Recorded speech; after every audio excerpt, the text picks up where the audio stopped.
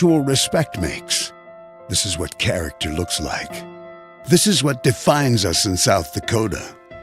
This is sportsmanship. School sports, it's not the outcome that matters most, but the way the games are played. This message presented by the South Dakota High School Activities Association and the South Dakota Interscholastic Athletic Administrators Association. In times like these, it's good to know there's a place where people know who you are, no matter how long you've been gone. A place where the smells of home cooking are still in the air, where a simple wave warms your heart, and sharing stories is just a way of life. It's good to be home. Agraria Insurance Company, protecting what's important in life. Contact your local Agraria Insurance Company agent. Best Western Ramkota Hotel in Aberdeen is the place to stay for business or the weekend family getaway. You'll feel right at home with ample parking, spacious guest rooms, and complimentary breakfast. And with a convenient location, you'll have easy access to local attractions and events in the area. While staying at the Best Western Ramkota, guests can enjoy an indoor water play land, an on-site Minerva's restaurant, exercise facility, wedding services, and a business center. For friendly service and a great stay, make your reservation today. Farming today requires constant adjustment, innovation, and the right seed, and you'll find that with Pioneer Seed at Dakota Seed and Services in Irene and Vermillion. With the most advanced technologies and local experts, Dakota Seed and Service share in your hard work on the farm, adapting to an ever-changing industry. When you need the right seed, protection, and service, make it Dakota Seed and Services in Irene and Vermillion. There's no better organization that gives back to the student athletes than the Booster Club. The Vermillion Booster Club is committed to helping all student athletes grow. Join the Tanager faithful today by becoming a member at GoTanagers.com. While you're there, check out team apparel for your favorite sports team. Like them on Facebook to stay up to date on all the latest information and sports games. Join the Vermillion Boosters today and go Tanagers. When life gets hard and our thoughts get too much to bear, finding the resiliency within us can help us find healing. The 988 Suicide and Crisis Lifeline provides 24/7 free support for anyone in suicidal distress or emotional crisis. All texts and calls are anonymous and connect you to local resources that uphold cultural values and pave the way to healing. Find the strength within you. Find the strength within our culture. Reach out if you need help today. When it comes to advertising, reaching the right market while giving back to the school is just plain right. If you're looking for an effective method that reaches a large fan base at once, then here's your ticket with Live Ticket TV. With over 90 schools in the state of South Dakota, we can help you advertise locally with just your home team or reach the region. Plus, a portion of all sales go directly back to the school. Get a hold of Heath Nimke today, and let's get started in building your brand with Live Ticket TV. Out here, you learn that to keep growing, you have to keep changing. CHS and the farmers and ranchers we serve know all about change, because together we've changed agriculture. That's why we're the largest farmer-owned cooperative in the country. So farmers own the system they count on, with advantages at every step. From innovative tools that help crops grow, to grain processing expertise, to energy solutions, we create connections to empower agriculture. Learn more at chsinc.com. Nice. Maytag appreciates a compliment, but this Maytag washer isn't just eye candy. Wow. Inside, it's got the capacity and power to handle even the mightiest loads. I love this. Yeah, she's a beaut. It's a he. How do you know? Don't worry about it. Find Maytag products and the industry's best appliances at your local dealer, Merce Appliance, downtown Vermillion.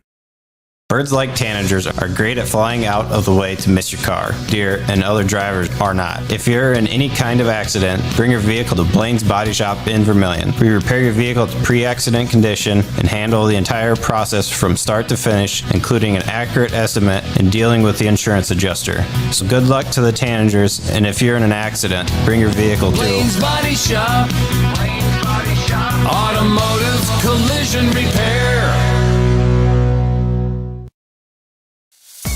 Timeouts are more than just a break. They're an opportunity. At Blueton Design and Marketing, we help small town businesses shine, just like your team on game day. From creative branding to digital marketing, we're here to support your community. Let's build something great together. Visit bluetondesign.com.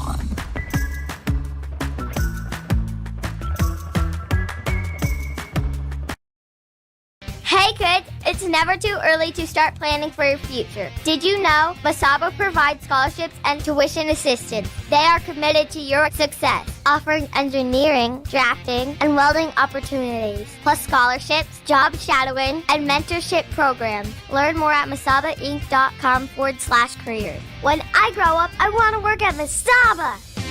Masaba Manufacturing. Unlock your future and rock with us. Midwest Ready Mix and Equipment is your locally owned and operated ready mix company. Their specialty, 6x6 front discharge mixer trucks that allows for better placement of concrete and ease of use. Midwest Ready Mix and Equipment offers the highest quality of concrete products and aggregate, and also a full-service dealer for Logon equipment featuring telehandlers, excavators, and ASV track skid loaders for purchase or rent. Midwest Ready Mix and Equipment, East Highway 50, Vermillion.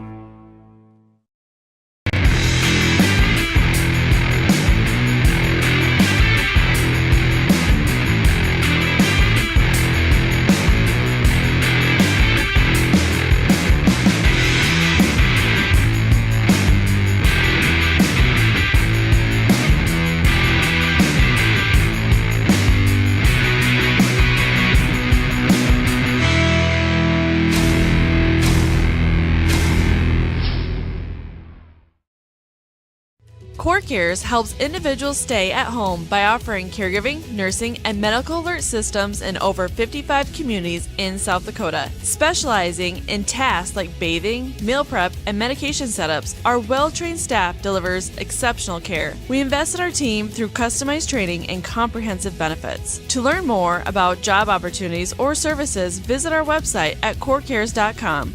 CoreCares, proudly serving our community.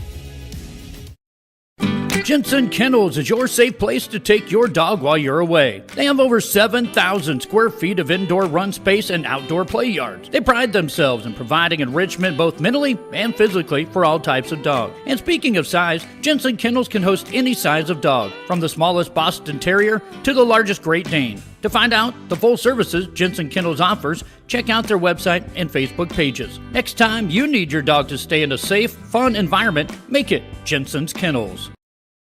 Fentanyl is a powerful synthetic opioid, up to 100 times stronger than morphine. Even a tiny amount can be deadly. It's often mixed with other drugs without your knowledge, increasing your risk of overdose. Protect yourself and your loved ones and avoid unknown substances. Stay informed, stay safe, and remember, one pill can kill. For more information on fentanyl prevention, visit your local health resource or speak to a healthcare professional today. This message was brought to you by the Great Plains Tribal Opioid Response, so that the people may live. The innocence of youth. Is there anything any better? But soon they'll be in high school and facing all the same challenges you faced. How to make friends, how to fit in, how to be cool. We want our children to have everything they'll need to live fulfilling and productive lives. Make sure the kids in your family are among the more than 57,000 participants here in South Dakota who take part in high school sports or activities. Make a big impact on your land for less at Grossenberg Implement. Right now, used planters and air seeders are aggressively marked down and have great financing options for those who qualify. Stop by any of Grossenberg's 9 locations in South Dakota, Nebraska, and Wyoming. or check out used planters and air seeders online at grossenberg.com. Grossenberg Implement, where service is the other half of a great deal. Do you have a pest problem? Got bats, ants, termites? Family owned and operated, Olson's Pest Technicians have had over 50 years experience taking care of pest problems in places across South Dakota, Nebraska, and Iowa. Utilizing brilliant methods such as Centricon bait stations for termites and Vicane treatment for bed bugs, there's no pest too tough for Olson's Pest Technicians. If you have pest problems, call 800-KILL-BUGS. Insurance rates are on the rise, and now more than ever, every penny counts. With me, John Brooks at DFS Insurance, we can look over your coverages and find the right insurance carrier to help you keep your costs down. At DFS Insurance, I'm an independent agent, which allows me to offer a variety of different carriers to fit your needs. When you're ready for your free, no obligation quote, give me a call, and we'll get you on the path to the best and most affordable insurance you need with Dakota Financial Services. Welcome to Dakota PC Warehouse, where our staff aren't just friendly, we're certified nerds with a side of tech genius. Prepare to be awed as we unleash a barrage of geeky charm and unbeatable deals on PCs and HD TVs. And our tech gurus, armed with determination and a questionable assortment of snacks, can fix just about anything. We love technology and making it work for you. Dakota PC Warehouse, because being a nerd is our superpower.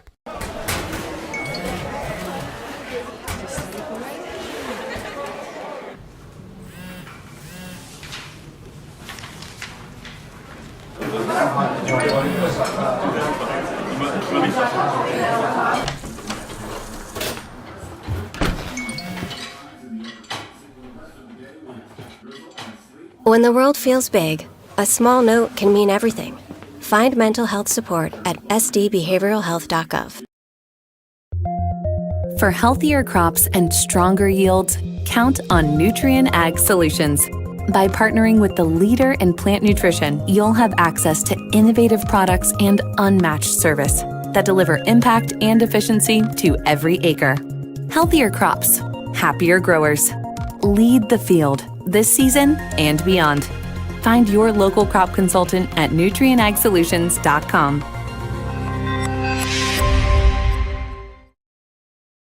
What's your big picture?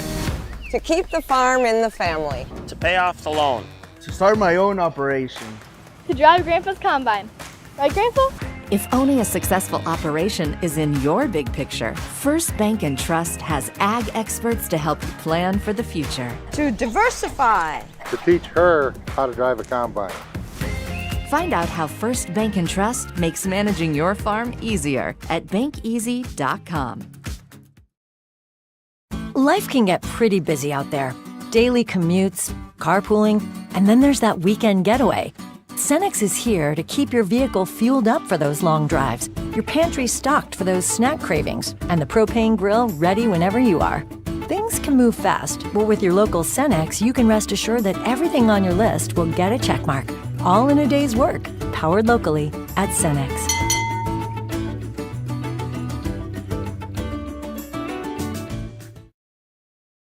Welcome back to the Vermillion Booster Club Press Box, proud supporters of all Tanager athletics and the student athlete.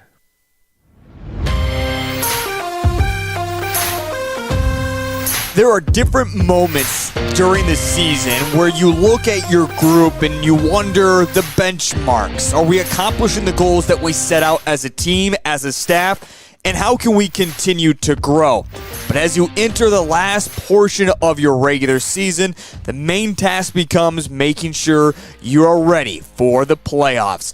Tonight is a major test when it comes for both teams. The Sioux Falls Christian Charger girls basketball team remains undefeated and still number one not only in the state of South Dakota in Class A, but also number one in the Region 4A. On the opposite side, the home team back inside the birdcage, the Vermillion Tanagers are looking to make their final push to the postseason, but more specifically, better themselves when it comes to the overall standings and what could possibly yet happen over the next 2 weeks. Good evening and welcome inside the Birdcage as we get you set for a tip between the Sioux Falls Christian Chargers and the Vermillion Tanagers. As I just said here in the intro, for the Vermillion girls, find themselves where they do in the regions. A lot of big tests remain towards the end portion. The last 3 out of the 4 games, if you will, for the Vermillion girls are really going to test them. And so far this season, it has been nothing but a test. You talk about playing against some of the best teams in Class A, also having multiple opportunities of playing Class AA teams, and even some of the top teams like Lyman and Parkston in Class B that Vermillion has either lost or they've won against. And ultimately, you love those tests as a coaching staff, as players, but sometimes you have to sit and ask, what was it all for?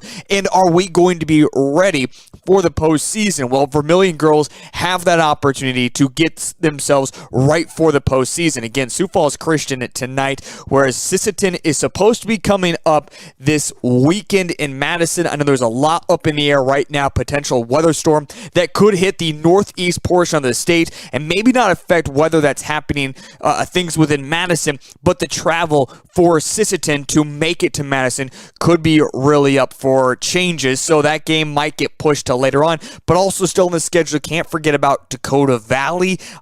Dakota Valley, the top 2 teams when it comes to this region standings, it's certainly going to be a tough test. And you talk about tough test and what they have all been through, the opposite side shows the same for the Sioux Falls Christian Chargers. The only difference is for them between the Vermillion Tanagers is Sioux Falls Christian, they just haven't lost. In fact, when you combine their both boys and girls basketball teams, they have yet to lose a game this season. So yeah, that's how good Sioux Falls Christian girls basketball team is.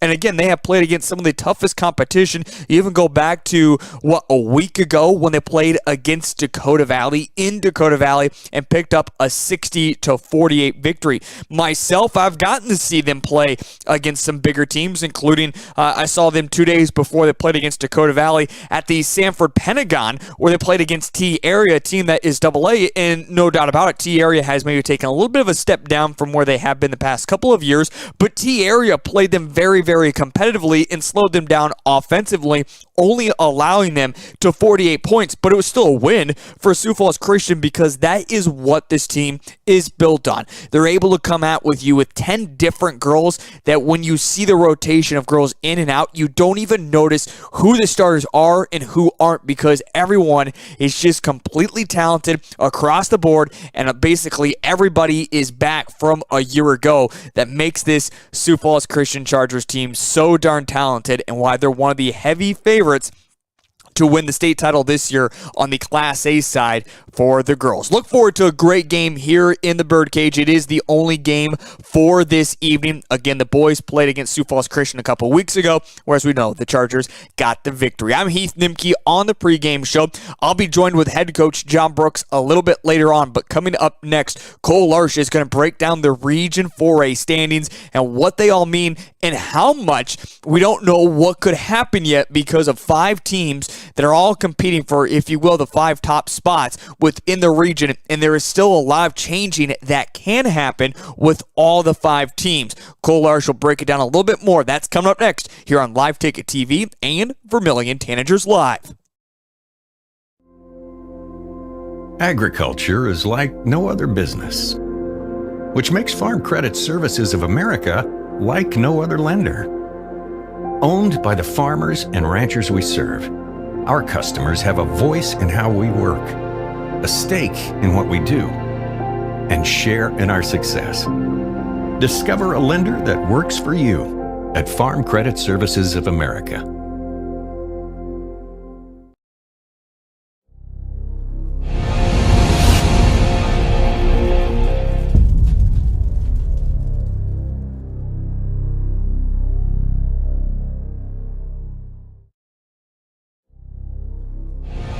This is what matters.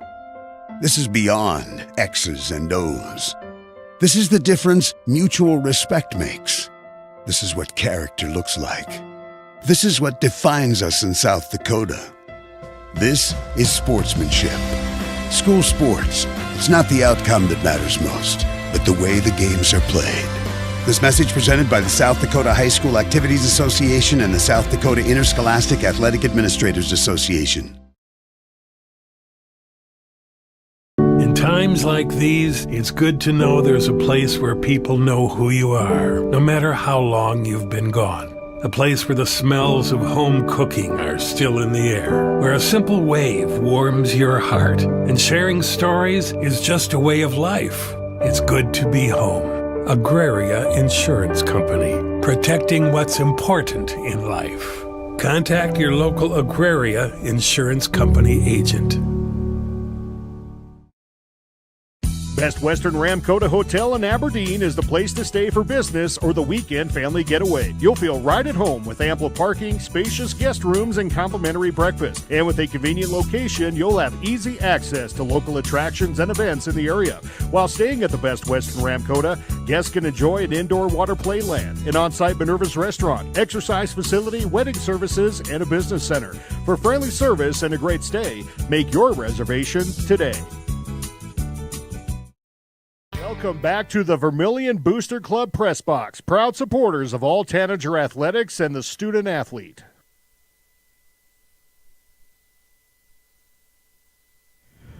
Well, good evening and welcome back inside the Bird Cage. The JV game has just gone in between the third and fourth quarters. The Sioux Falls Christian Chargers JV squad leads the Vermillion Tanagers 37-14 with 7 minutes to go. Thank you for tuning in to the pregame show. I'm Cole Larsch alongside me, Spencer Buley, and as Heath Nimke alluded, this game has all the makings of it's going to be a very good one. Sioux Falls Christian, as you can see on your screen, comes in 15-0 on the season, number one across all metrics, much like their boys team. Number one in the media poll, number one in Class A according to the seed points, number one in Region 4A. Vermillion still receiving votes in that Class A media poll. They come in 13-3. They currently sit fourth in Region 4A, number 8 in the entire state of South Dakota in Class A. It's a little interesting there. We're going to dive into the region standings here in a bit, but I turn it over to my broadcast partner, Spencer Buley.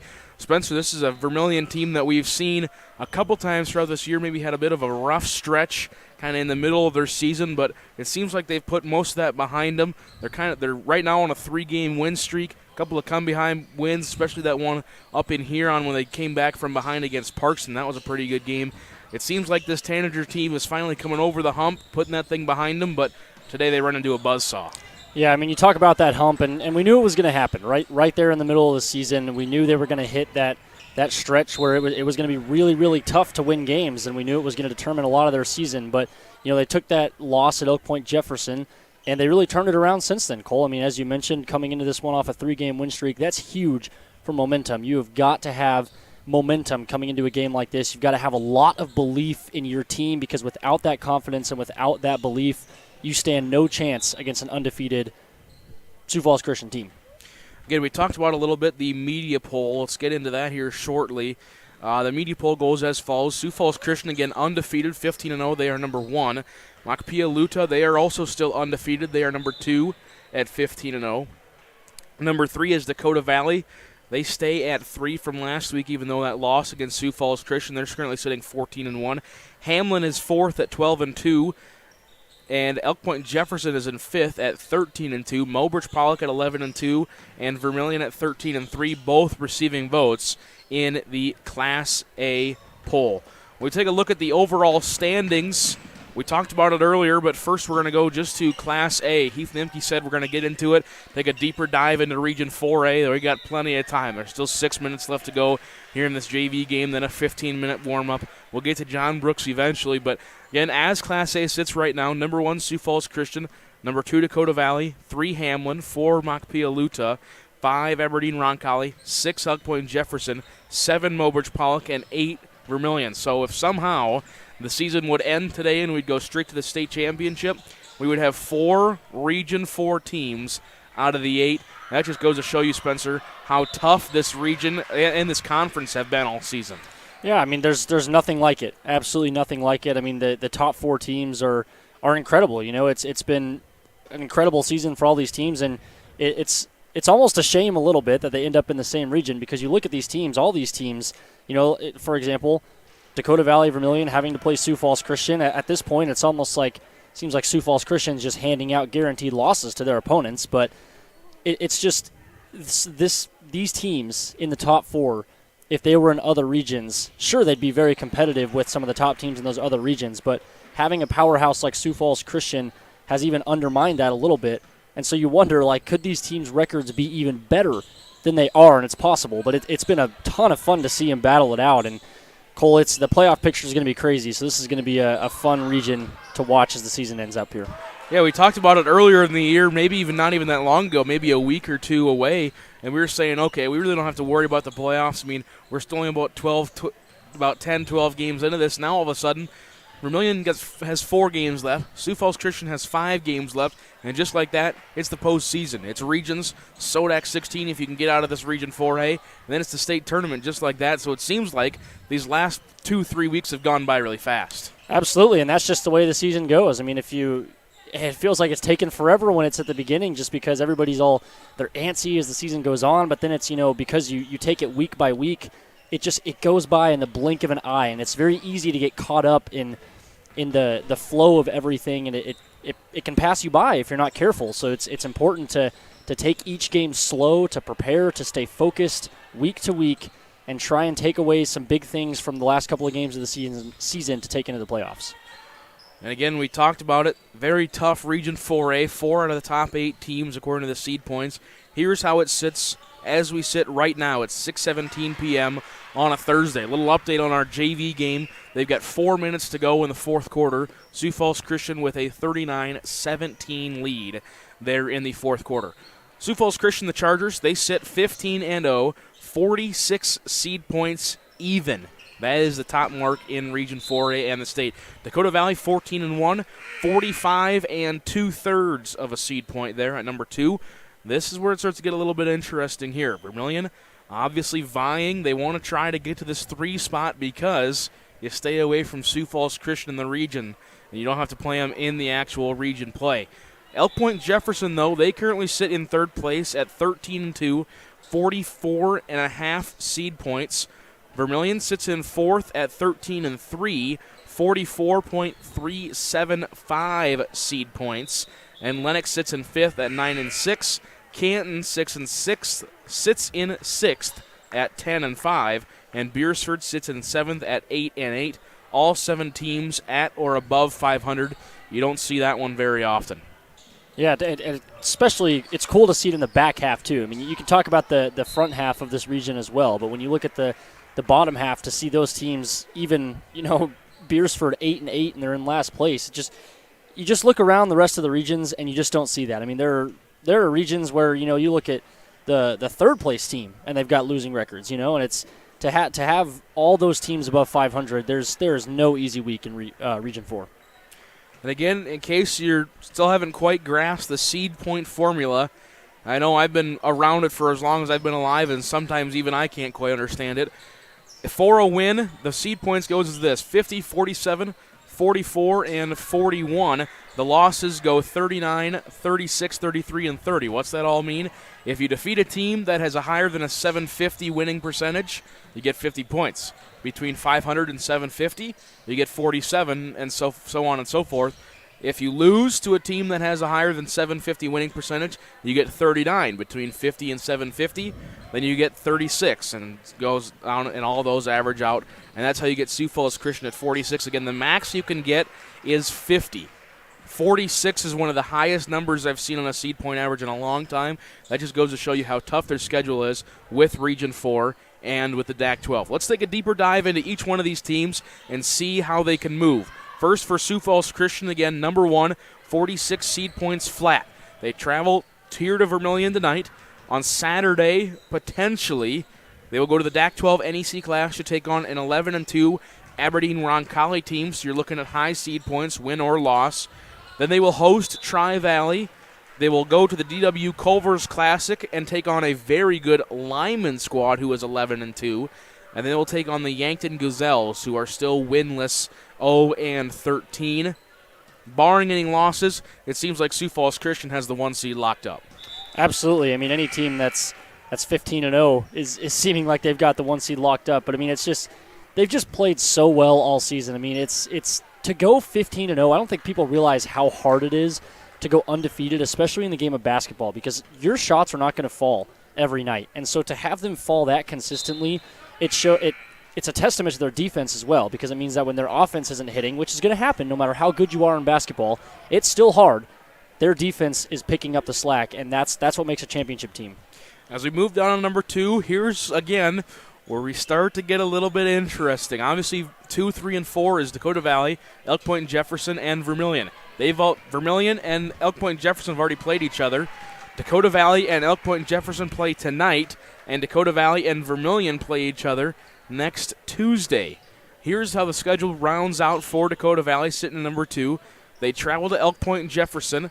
They will play Hamlin in the DAC-12 NEC Clash, a team that is 12-2. That's a pretty solid Hamlin squad. I've gotten a chance to see them a couple times. They will travel here to Vermillion. They will travel to Del Rapids on that Friday, and then they will travel to Madison again on the 21st to round out their year. Elk Point Jefferson, Hamlin, Vermillion, even Del Rapids in there. Del Rapids going to sneaky win. That's going to be a tough stretch for Dakota Valley. And they're on the road a lot, too, and that's another thing that can't really be underestimated is having to go into another gym, and, it's unfamiliar. The perspectives are unfamiliar. The backdrop of the hoop is unfamiliar. The court's unfamiliar. Everything's different, and that's something that can't be overlooked as well as they try and finish out strong. As we move down to the number 3 seed, Elk Point Jefferson. Again, tonight they host Dakota Valley. On Saturday, they will play Groton area, a solid Groton team. They currently sit 11-4. They can get a win. That's quite a few seed points there if Groton can win out and get above that 750 winning percentage, which is 15-5. Then they will play a very good Crofton Warriors team on the 11th. I don't think I can understate how good that Crofton team is. It says they're 15-2. I guarantee you it's been 2 non-Nebraska teams that they've played and lost to so far in their season. Then they will play Beresford, and then they will host Class B number 1 Centerville to end their season on the 17th. Now you talk about a gauntlet of a schedule. Dakota Valley, Groton, Crofton, Centerville. 4 out of the last 5 games are teams that have a combined 6 losses. Yeah, I don't think there's many basketball players or fans that envy this home stretch of the Elk Point Jefferson schedule. I mean, that is they're going to be put through the ringer. I mean, there's no doubt about it, and they're either they're going to come out feeling great or they're going to come out going, dadgummit, we lost a big chunk of our season and a big chunk of our momentum. But I mean, they're a good team, so they can hold it. But they've got to take on a lot of good teams. But the good thing about Elk Point Jefferson's schedule is Dakota Valley is at home, then they're at Madison, then they're home, and home. 4 of your last 5 games are at home. Very tough schedule, but we'll see how that plays in. Again, Elk Point Jefferson holds the .168 seed point average lead over the Vermillion Tanagers. So that just shows you how close they are. As we move down to Vermillion, here's how their season wraps up. Again, just 4 games to go. Hosting Sioux Falls Christian tonight. They will play Sisseton, hopefully, at 1:15 on Saturday up in Madison again. We talked about it a little bit, and Heath Nimke will talk about it in his conversation with John Brooks. Some weather moving in on the north side of the state. It's not saying that Madison won't be able to host, but maybe Sisseton won't be able to travel down. So we'll see about that. We'll keep you guys all posted. Then Vermillion hosts Dakota Valley on the 11th, and they travel to a winless Parker team on the 21st. So if you can get through these last 3 games, you got a decent one to round out you got a decent schedule here to round out your year. Yeah, I mean, this one's going to be tough, and everybody's, of course, looking towards that Dakota Valley game as well. But this is a very, compared to the last couple schedules we've seen, this is a very doable back half of the season for Vermillion. I mean, they can take down Dakota Valley. They can win out beyond this game. I mean, they're going to come in here and try and win this game as well. But it's there's light at the end of the tunnel for Vermillion, and they've got some good opportunities to both pick up some wins but also get better in the process. And the JV game just wrapped up. 50-17 was the final score in favor of Sioux Falls Christian. I'm assuming they're going to hold them here for just a little bit, start the pregame clock at 6:30. That's going to be my guess. But I haven't been exactly right on any of these. Well, guesses it's so what far they've this year. done. It's what they've done the last couple nights we've been here. So that is true. That is very true. Then we go down to number 5, the Lennox Orioles. They're still a decent way out of this, maybe top 1 or 2. But if Elk Point Jefferson loses 4 out of their 5, and Vermillion takes a couple losses there, this is a Lennox team that might be able to jump up into the 4, maybe even the 3. They will host Baltic tonight. They play Clark Willow Lake at 11:45 in Madison, a 9-4 Cyclone squad. They will travel to a 5-10 Hanson team. They will travel to an 8-8 Beersford squad, and they will travel to a 6-8 Tri-Valley squad. So Lennox, if they can win out here, they're trying to put their name into this conversation of, okay, maybe not, obviously not the first top 2 seeds, but if Elk Point Jefferson and Vermillion start taking losses, Lennox can jump up. Yeah, and the good thing about Lennox as well is they've got a lot of their tougher games out of the way. They've got a 9-6 record right now, but they've, again, coming out of Region 4, they've already played a lot of really, really tough competition. So now it's time to kind of take advantage of this back portion of the season and pick up some wins and come out of here going, guys, we can climb in these last couple of games. Again, Sioux Falls Christian 15-0. Dakota Valley 14-1, Elk Point Jefferson 13-2 with a very difficult schedule. Vermillion 13-3 with a pretty tough schedule. Lennox 9-6 with a pretty winnable schedule. Those last 3 teams there, EPJ, Vermillion, and Lennox, all kind of in that mix. Again, Lennox is almost a full 2 seed points behind, but we've seen crazier things happen here with these seed points as the season again starts to wrap up. We start to get all more of those records start to finalize there a little bit. Should be a very entertaining finish to the year. It's a game of basketball, man. Anything can happen on any given night. It's why they call it March Madness. No other tournament in any other sport is named that for a reason. Basketball, anything can happen. As you can hear in the background, the pride of Vermillion, the Vermillion High School Pep Band is playing. The pregame clock has started. Vermillion 13-3 hosts number 1 Sioux Falls Christian 15-0. That is all coming up next. We're going to step aside when we come back. Heath Nemke caught up with John Brooks, giving his thoughts on the past couple of games and his thoughts on the Sioux Falls Christian Chargers. That is on the way next on Vermillion Tanagers Live Ticket TV. Farming today requires constant adjustment, innovation, and the right seed, and you'll find that with Pioneer Seed at Dakota Seed and Services in Irene and Vermillion. With the most advanced technologies and local experts, Dakota Seed and Service share in your hard work on the farm, adapting to an ever-changing industry. When you need the right seed, protection, and service, make it Dakota Seed and Services in Irene and Vermillion. There's no better organization that gives back to the student athletes than the Booster Club. The Vermillion Booster Club is committed to helping all student athletes grow. Join the Tanager faithful today by becoming a member at GoTanagers.com. While you're there, check out Team Apparel for your favorite sports team. Like them on Facebook to stay up to date on all the latest information and sports games. Join the Vermillion Boosters today and go Tanagers. When life gets hard and our thoughts get too much to bear, finding the resiliency within us can help us find healing. The 988 Suicide and Crisis Lifeline provides 24/7 free support for anyone in suicidal distress or emotional crisis. All texts and calls are anonymous and connect you to local resources that uphold cultural values and pave the way to healing. Find the strength within you. Find the strength within our culture. Reach out if you need help today. When it comes to advertising, reaching the right market while giving back to the school is just plain right.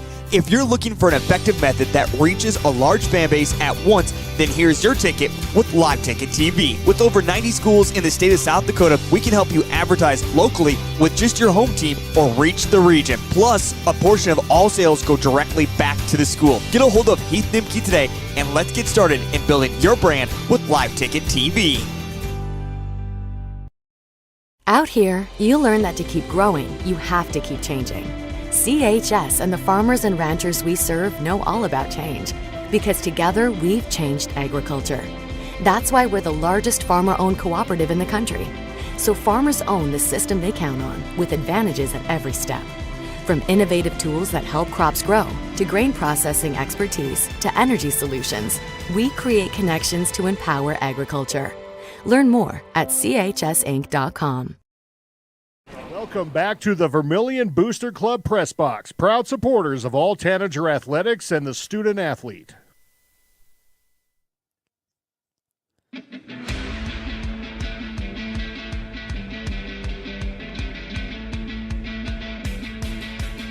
It certainly feels like the pressure is on for the Vermillion girls as they close out their season.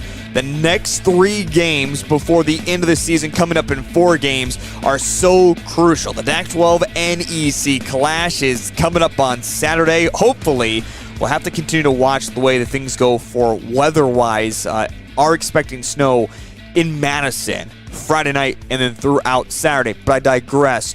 You talk about Sisseton on Saturday. Sioux Falls Christian here for tonight. We've heard so much about the Chargers. Another undefeated season so far for them. And then Dakota Valley coming up next Tuesday at home.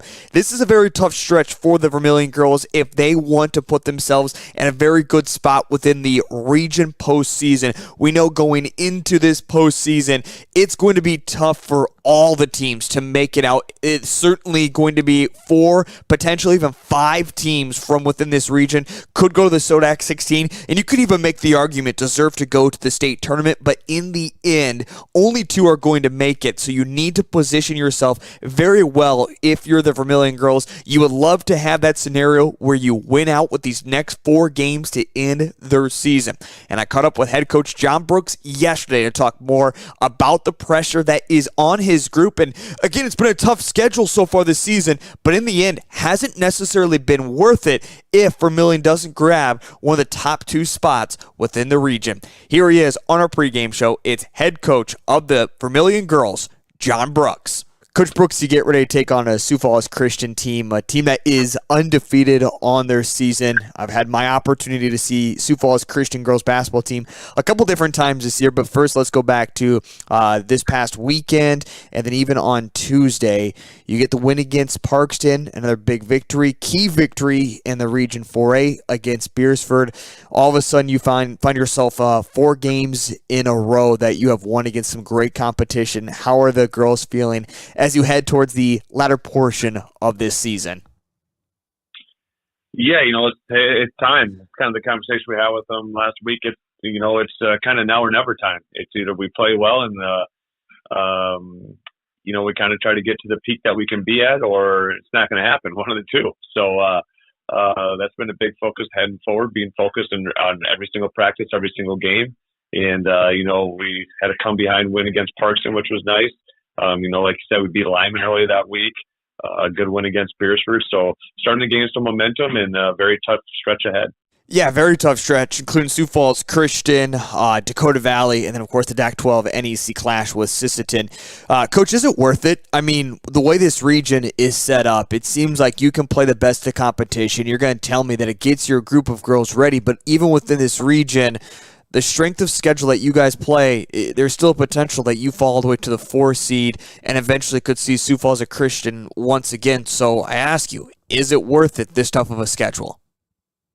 Yeah, it's obviously just one of those years where our region is just, once again, very, very difficult. And most of the time you go play our kind of schedule, and even in our region, if you end up 16-4 or something like that, you're going to be a top 1 or 2 seed. But the region's just too good this year, and everybody's got those records. So, it's a battle. No matter what, it's going to be very difficult to even win one game in regions. Whether you're playing Lennox first round, playing Canton first round, whoever, it's gonna be a battle. So, you really just got to take this thing one game at a time. At this point, we've kind of, we know region seeding. There's a lot still to kind of be said here down the stretch, but no matter where we land up, like we said, we're going to be playing difficult games to get out.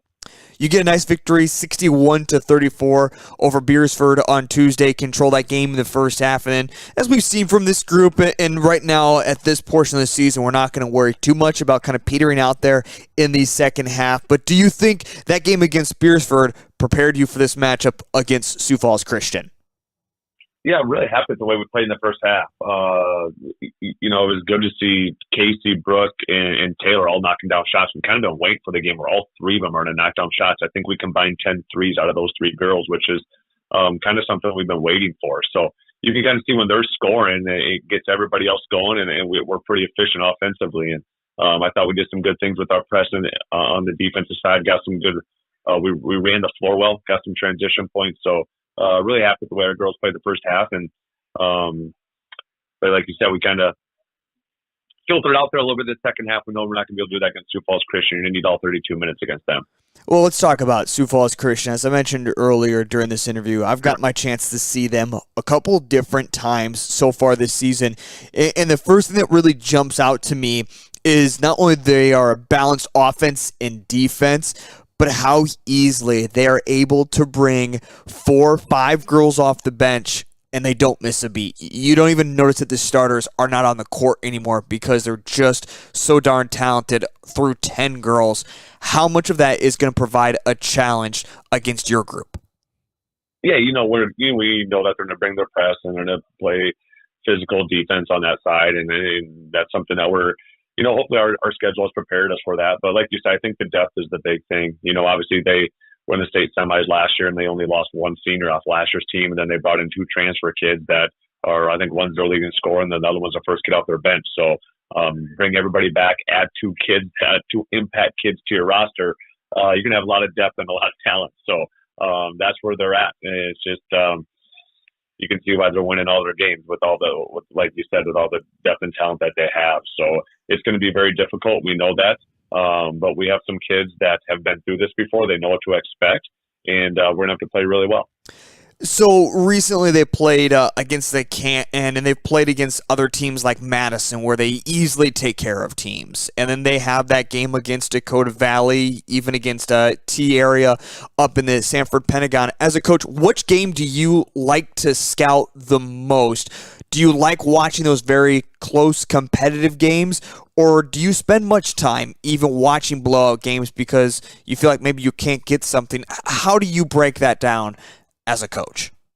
Yeah, I think you like to watch the competitive ones, see how they're reacting and some of the things that they like to go to in a close game. I think that probably gives you a little bit more of a tell of what they want to do and who they want the ball or where they want the ball going. So, it's one of those things where, yeah, we got to watch game film on this year, but at the same point, we know what they're going to do.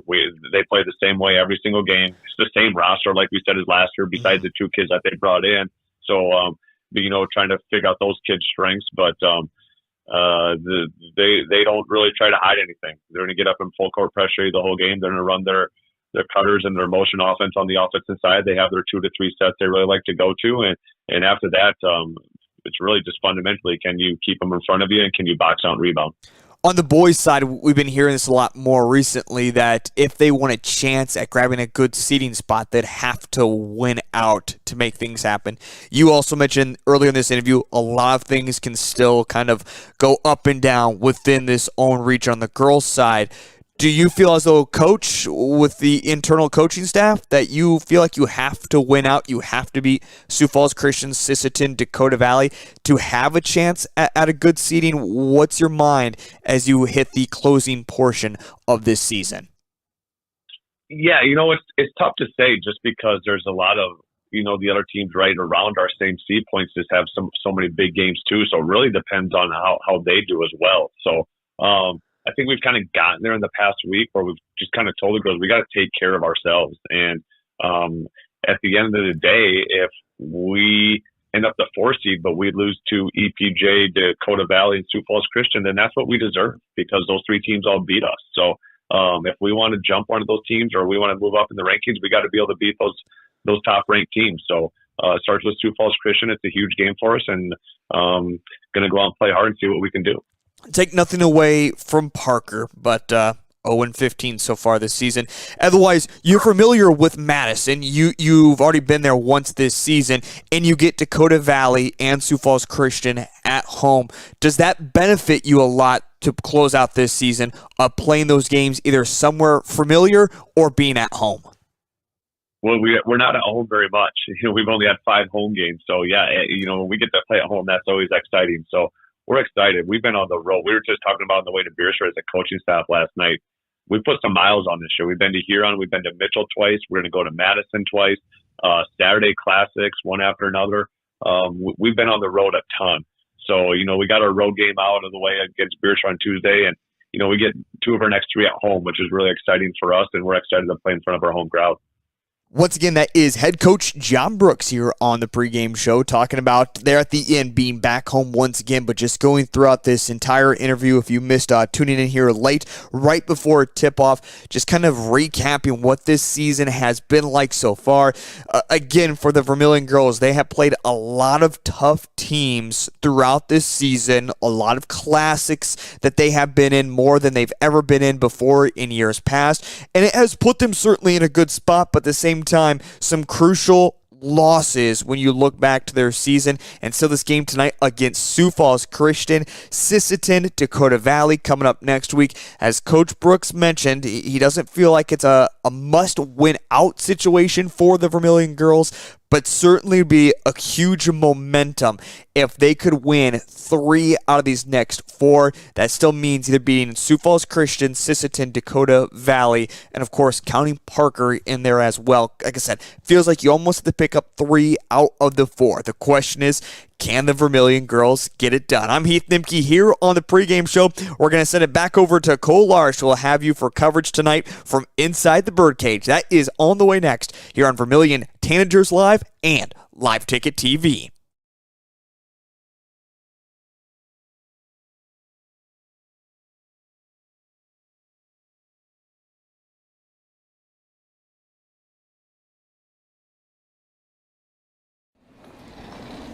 Nice. Maytag appreciates a compliment, but this Maytag washer isn't just eye candy. Wow.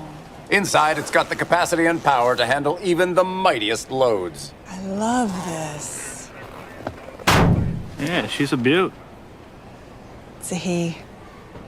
How do you know? Don't worry about it. Find Maytag products and the industry's best appliances at your local dealer, Merce Appliance, downtown Vermillion.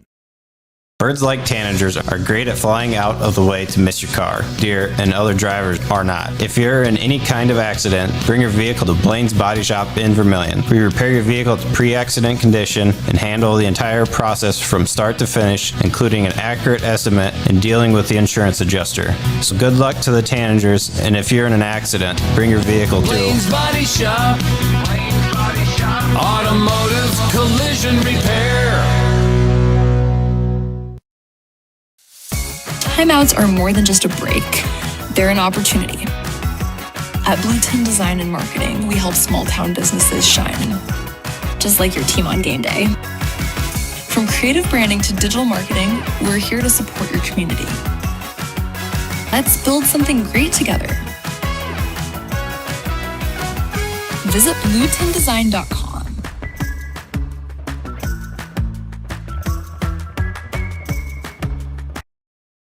Hey kids, it's never too early to start planning for your future. Did you know Masaba provides scholarships and tuition assistance? They are committed to your success, offering engineering, drafting, and welding opportunities, plus scholarships, job shadowing, and mentorship programs. Learn more at masabainc.com/careers. When I grow up, I want to work at Masaba. Masaba Manufacturing. Unlock your future and rock with us. Midwest Ready Mix and Equipment is your locally owned and operated ready mix company. Their specialty, 6x6 front discharge mixer trucks that allows for better placement of concrete and ease of use. Midwest Ready Mix and Equipment offers the highest quality of concrete products and aggregate, and also a full-service dealer for Logon equipment featuring telehandlers, excavators, and ASV track skid loaders for purchase or rent. Midwest Ready Mix and Equipment, East Highway 50, Vermillion. Welcome back to the Vermillion Booster Club Press Box, proud supporters of all Tanager athletics and the student athlete. Well, the pregame show is over. The starting lineups are being read, and we are about 60 seconds away from getting ready to rock.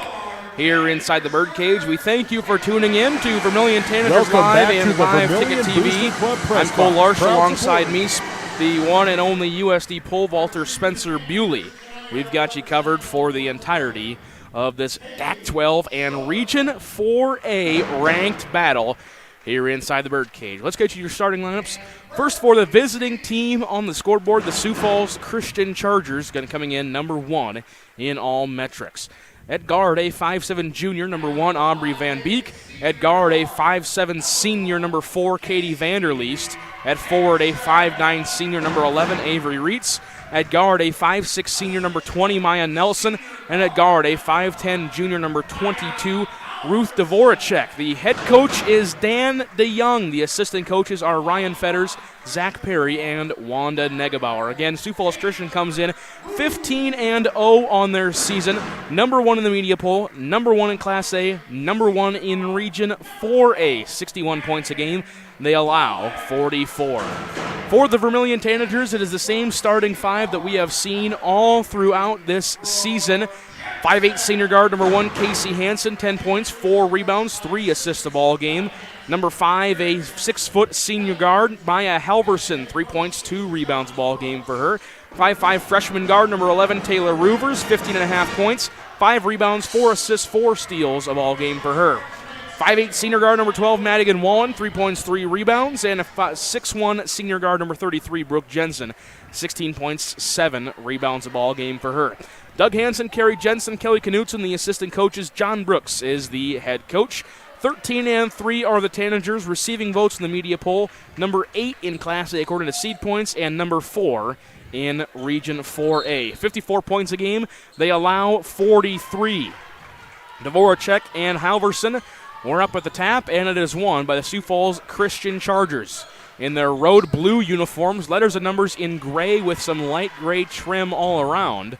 They're going left to right. A quick shot is missed, and Tanagers will have possession. 6:43 here in this first quarter. Tanagers again in their home white uniforms.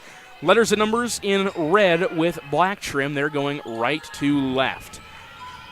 Halverson has it right wing. Drives, now kicks over to Casey Hansen. Ball was loose for a moment. Hansen kicks over to Wallen, right wing. She's open. Now a lob pass inside to Halverson. It's poked around. Ball is still loose. Going to be picked up by Roovers in the corner. 3 on the shot clock. She'll drive middle. Inside contact, no whistle. Ball is loose, out of bounds. They're going to say it stays with it, and because the ball stayed with it, it is a shot clock violation as the ball did not hit the rim. Another turnover and possession right back to the Chargers. Yeah, it's a good long first possession there, but at the same time, Cole, it didn't really seem like there were many scoring opportunities. Not a lot of girls in a position to threaten on that possession. Some of the passes just a little bit errant and covered up. Great defense overall by Sioux Falls Christian on the opening possession. Dvoracek has it now to Aubrey Van Beek. She'll pump fake, now drive in, blocked away by Brooke Jensen, but Chargers will keep possession. Dan DeYoung will look down at his play sheet. Minute into this first quarter. Again, this is a Sioux Falls Christian squad. Even though they have their set starting 5 that has not changed a whole lot, they goes 4 or 5 deep in their bench every game. So sometimes you might see a starter not even play a majority of the minutes. That's just how deep this Chargers squad is. Dvoracek inside, high off the glass. Guarded by Wallen, shot no good. Roovers with the defensive rebound. Quickly up ahead to Jensen. Her lay-in, that one's off the mark. And the rebound is controlled by Maya Nelson. Up to Dvoracek. She now has it right wing. Stops with her dribble. Now top of the key. Reitz now back to Nelson. She'll take the 3. Off the side of the rim and no good. Roovers with her second rebound. We're still scoreless. 6:20 to play in the first. Roovers, she'll pull up top of the key three-pointer. Off the side of the iron and no good. But an offensive rebound chased down by Maya Halverson. Now to Jensen, left wing. She'll take a couple dribbles, drive inside. Lay-in, got it.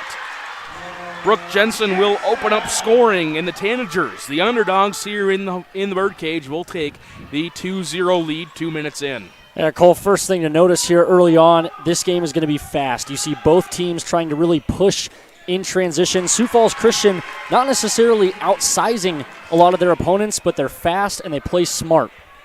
Avery Wright's got that shot to fall. Katie Vanderleest with the assist. It is now 2-2. Full court pressure being applied. Roovers has it underneath, and we're going to get a shooting foul going to be called. And Taylor Roovers, the Mighty Mouse, will go to the free throw line, shoot a pair of free throws. Foul's going to be on, I believe that he said 22. Yes, it was. Ruth Dvoracek, first personal and the first team foul. Roovers to shoot 2, 76% free throw shooter on the season. First one is off the mark. And again, we're going to harp on early mistakes here, Spencer Buley. Can't afford a lot of missed shots against the number 1 team in the land. Especially free throws. Free throws are always the story of a close game, especially one when you're playing, as you mentioned, the best team in all of Class A. They're going to need to knock down those and be smart overall and just take advantage of easy opportunities like that. Vanderleest has it right wing. He's going to bounce it inside rights now. Fadeaway little floater is off the mark by Dvoracek, but an offensive rebound controlled back to rights. Now wide open in the corner. Vanderleest for 3. Got it. Rattles in for Katie Vanderleest. First 3 points for her in the ball game, and it's a 5-3 lead for the Chargers. Yeah, they're going to hit some of those. I mean, there's no doubt about it. They're a good shooting team, but Vermillion just got to be able to recover. Hansen, she'll respond with a left wing 3. First 3 points of the ball game for her.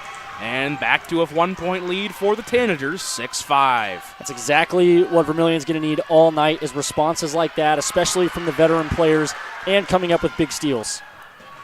Off the steal by Wallen, Jensen inside, fouled from behind, and now 2 personal fouls on Ruth Dvoracek. So she will likely sub off here with 4:45 to go in the first.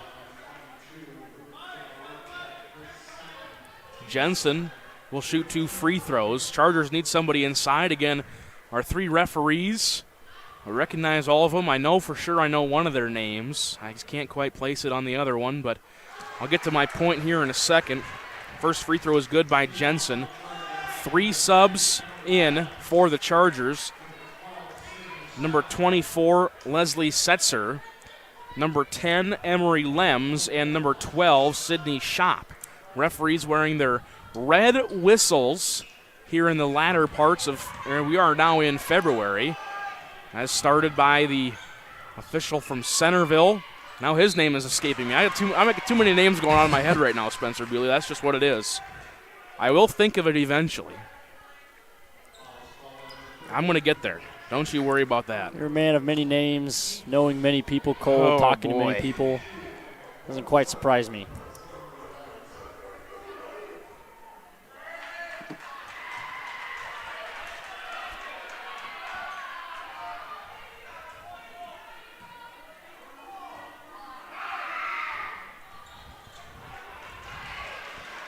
Both free throws were missed by the Chargers. So I'm still trying to think of that name. It will pop into my head, but by the time the name pops into my head, I won't be able to remember why we were talking about it. But it was official health awareness. He collapsed and had a heart attack in Centerville. Was able to make a full recovery and is still refereeing basketball games to this day. Probably got one tonight yet. 7-5 the lead for the Tanagers. Three-pointer was off the mark by Maya Nelson. Roovers with her 3rd rebound. Up ahead, Hansen now to Halverson right side. Halverson bodied through contact now to Wallen. Back to Roovers being face guarded. Our Roovers, we can call it face guarding, maybe just really tight defense on Roovers, Hansen, and Jensen. And the ball goes out of bounds. Last touch by Maya Halverson, so a turnover. Possession back to the Chargers. Yeah, you talk about the face guarding. I mean, they're going to make sure that Brooke Jensen, Taylor Roovers, and Casey Hansen do not touch the basketball, as they want as few touches to those 3 as they possibly can. And it's worked so far. You've seen the ball been in the hands of Maya Halverson and Madigan Wallen a lot here in these early possessions.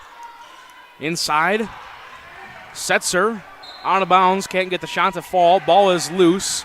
They're going to say last touched by a Charger. So with 3:41 to go and all kinds of bodies hitting the floor, 7-5. Very heavy full court pressure being applied by the Chargers, but Tanager's able to get out of it. Casey Hansen has it left wing. Brian Rook was the official I was trying to think of. All officials, I should say maybe not all, but many of them across the state, especially in this area, wearing those red officials. As Referee Health Awareness Month. Basically just a reminder to all officials, make sure your health is in tip-top shape because, again, without our 3 officials here tonight, this game does not go on. So we appreciate these 3 and all the other referees we've had throughout this season. 3:20 to play in the first. 11 on the shot clock for the Tanagers. Jensen has it right wing ISO. She'll drive, lay in good. Brooke Jensen, 5 points for her, and it's a 4-point lead now for the Tanagers, 9-5. I mean, you saw Emery Lims guarding Brooke Jensen there on the outside. She completely took away the outside, made Brooke Jensen beat her to the basket from 35 feet beyond the basket. Loose ball foul going to be called. Lexi Hansen, first personal, and the second team foul on the Tanagers. And now Amara Thomas will check in. 2 points, 3.5 rebounds, a ball game for her. We have played 5 minutes and 4 seconds. The Tanagers with a 4-point lead. Again, thanks for tuning in. Vermillion Tanagers live and live ticket TV. I'm Cole Larsch alongside me, Spencer Buley.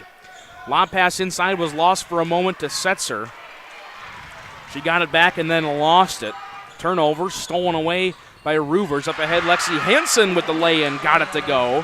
First 2 points for her in the ball game, and it's a 6-point lead for the Tanagers. Yeah, they're going to need all aspects. Again, we talked about it. They're going to need all players to get involved tonight. Great job by Lexi Hansen coming in off the bench, finding herself some big points.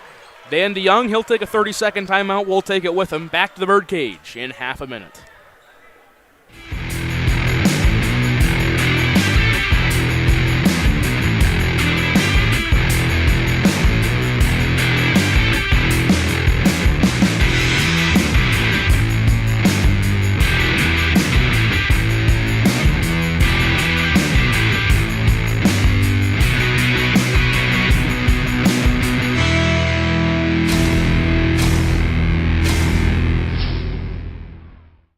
Welcome back to the Vermillion Booster Club Press Box, proud supporters of all Tanager athletics and the student athlete. Welcome back to the Birdcage out of the 30-second timeout by Dan DeYoung. His squad down 6 here early, 11-5. Rare times we have seen this season Sioux Falls Christian even trail it all, let alone by 6 early in the first. Wonderful play drawn up. They get it inside, but it's blocked away by the Mighty Mouse, Taylor Roovers. She'll bring it across the front court for Vermillion. Cole, it's the defense. I mean, it is all defense for Vermillion right now, and what's working for them is pure aggression and intensity. I mean, Taylor Roovers coming in with the two-handed stuff. Lexi Hansen is going to miss that one by quite a ways to the right. Had an open look, did not get it to fall. Out of bounds, possession to Sioux Falls Christian. Aubrey Van Beek and Avery Wrights check back in for Sioux Falls Christian. And so far, Sioux Falls Christian with an 8-man rotation. Likely see that increase as the game goes on. Vermillion so far, they've subbed through 7. That is as deep as we'll see them go through their bench most likely. Wrights has it, tries to pass it up top to Nelson. Tapped away by Casey Hansen. Hansen trying to plead that she didn't touch that one, and sure seemed like from our angle and on that replay angle that it did. I agree. I do think it got her hand. Maybe Casey was trying to argue that it was maybe last touched by Sioux Falls Christian up top. Nelson. Inside, Wrights got the floater to go. 4 points for her in the ball game. It is a 4-point lead still for the Tanagers. Just under 100 ticks to go in the first. Casey Hansen left side pump fakes. Now she'll take the 8-footers off the mark. Amara Thomas with the rebound. Turnaround jumper. Got it to go. Amara Thomas, first 2 points for her now in the ball game. 5 have scored. And it's a 6-point lead, 13-7. Shop has it now right side. Ritz for 3. That one's off the mark and no good. Who other than Taylor Roovers with the rebound. Her 4th rebound of the ball game. Casey Hansen, right side, picks up her dribble, now looks for somebody to throw it to, gets it to Roovers, close to the Tanager logo. Jensen, left side, she'll get the ISO left, kicks out Lexi Hansen, left wing 3, off the side of the rim and no good, and Setzer with the rebound, her second. Quickly up ahead, Setzer hands it off to Shop. Shop drives inside, lost it, should have been a travel, no whistle. Ball is loose, now it's loose, and now we're going to get a loose ball foul going to be called on the Tanagers. First personal on Roovers and the third team foul. Katie Vanderleest will check in for the Chargers.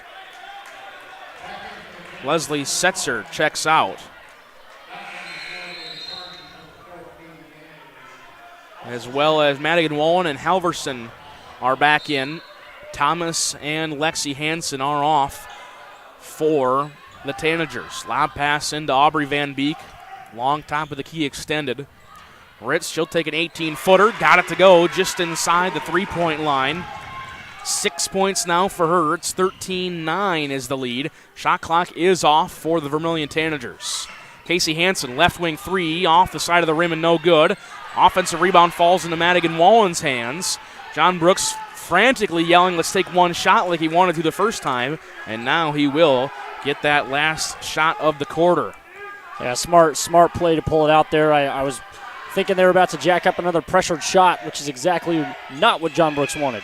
Roovers inside. Halverson offensive rebound. Roovers got it back. Her shot no good. They can still put up one. Jensen just trying to rush one at the buzzer. Can't get it to fall. And that is how the first quarter will end. The Vermillion Tanagers with a 4-point lead, 13-9. We're going to step aside, back with second quarter action in 60 seconds. CoreCares helps individuals stay at home by offering caregiving, nursing, and medical alert systems in over 55 communities in South Dakota. Specializing in tasks like bathing, meal prep, and medication setups, our well-trained staff delivers exceptional care. We invest in our team through customized training and comprehensive benefits. To learn more about job opportunities or services, visit our website at corecares.com. CoreCares, proudly serving our community. Jensen Kennels is your safe place to take your dog while you're away. They have over 7,000 square feet of indoor run space and outdoor play yards. They pride themselves in providing enrichment both mentally and physically for all types of dogs. And speaking of size, Jensen Kennels can host any size of dog, from the smallest Boston Terrier to the largest Great Dane. To find out the full services Jensen Kennels offers, check out their website and Facebook pages. Next time you need your dog to stay in a safe, fun environment, make it Jensen's Kennels. Fentanyl is a powerful synthetic opioid. Welcome back to the Vermillion Booster Club Press Box, proud supporters of all Tanager athletics and the student athlete.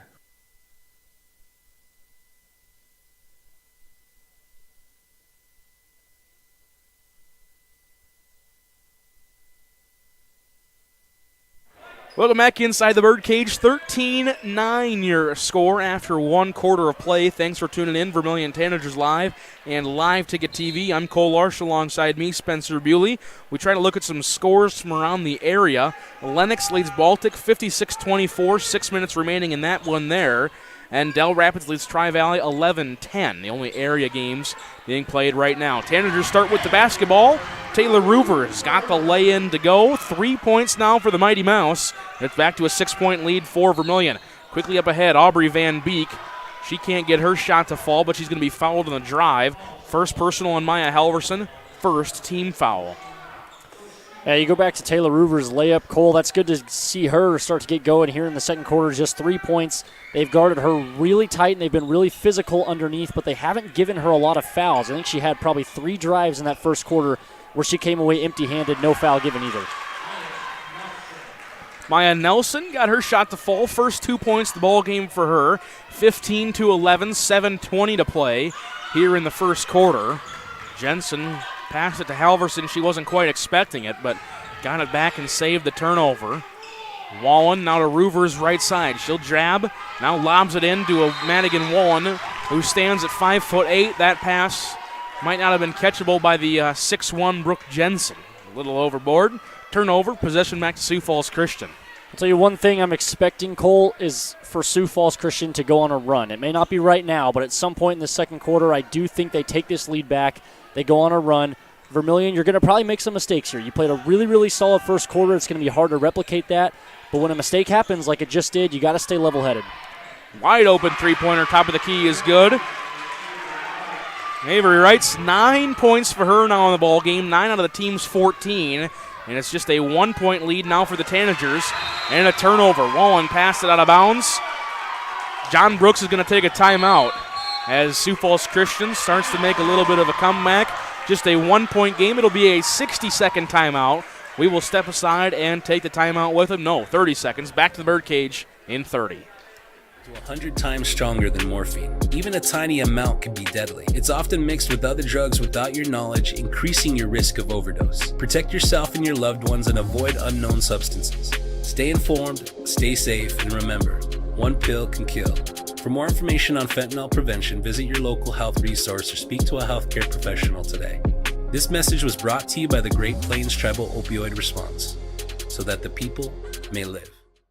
Welcome back to the Vermillion Booster Club Press Box, proud supporters of all Tanager athletics and the student athlete.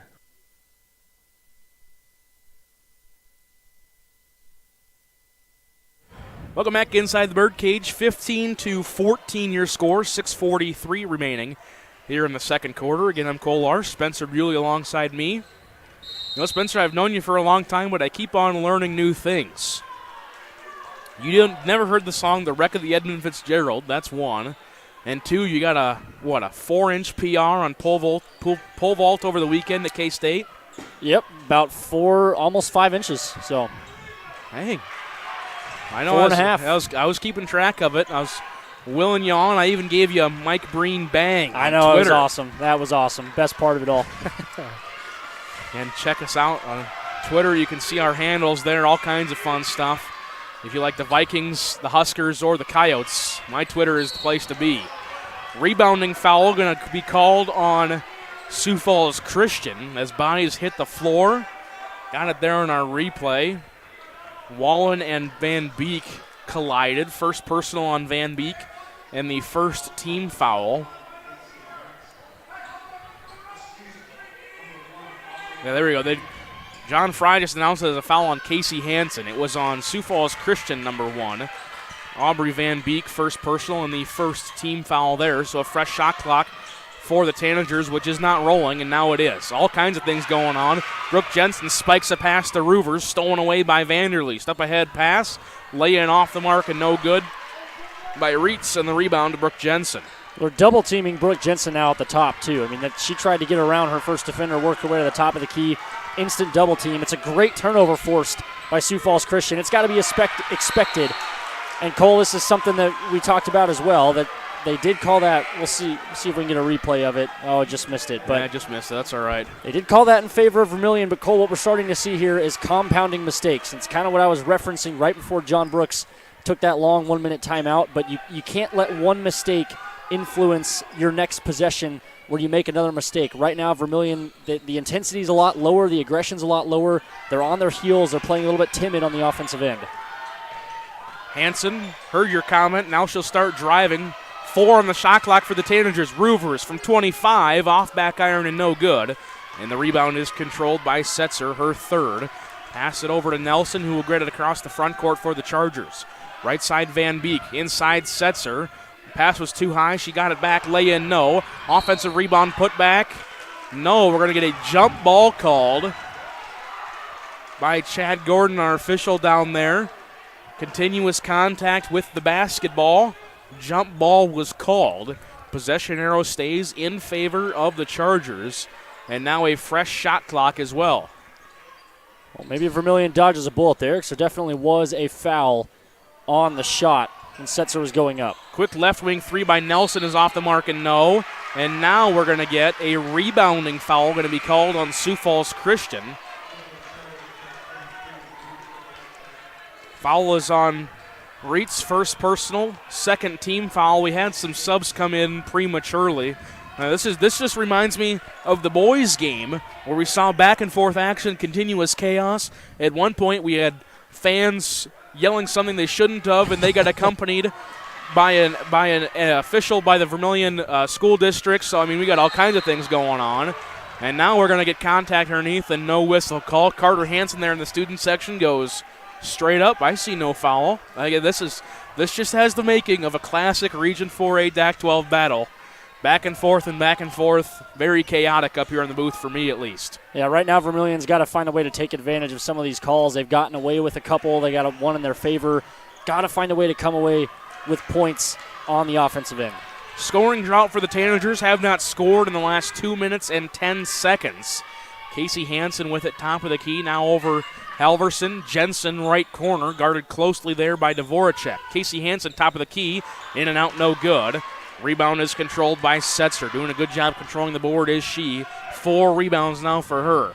Nelson, hands off, Shop. Jump stop inside, lay-in is good for Sydney Shop. First 2 points for her. And it's a lead for the Chargers, 16-15. Well, you knew this was coming. I mean, this is too good of a Sioux Falls Christian team to sit around the whole first half and trail. I mean, they were going to come back. They were going to take this lead back. But Vermillion, they've got to stay with it. They've got to stay with their game plan. Halverson in the middle, down to Wallen left wing, looking just for somebody to pass it to, not even looking at the basket. 10 seconds now on the shot clock for the Tanagers. Hansen to Wallen. Halverson left corner to a driving Roovers off the glass. Good for 2 for Taylor Roovers. 5 points now for her.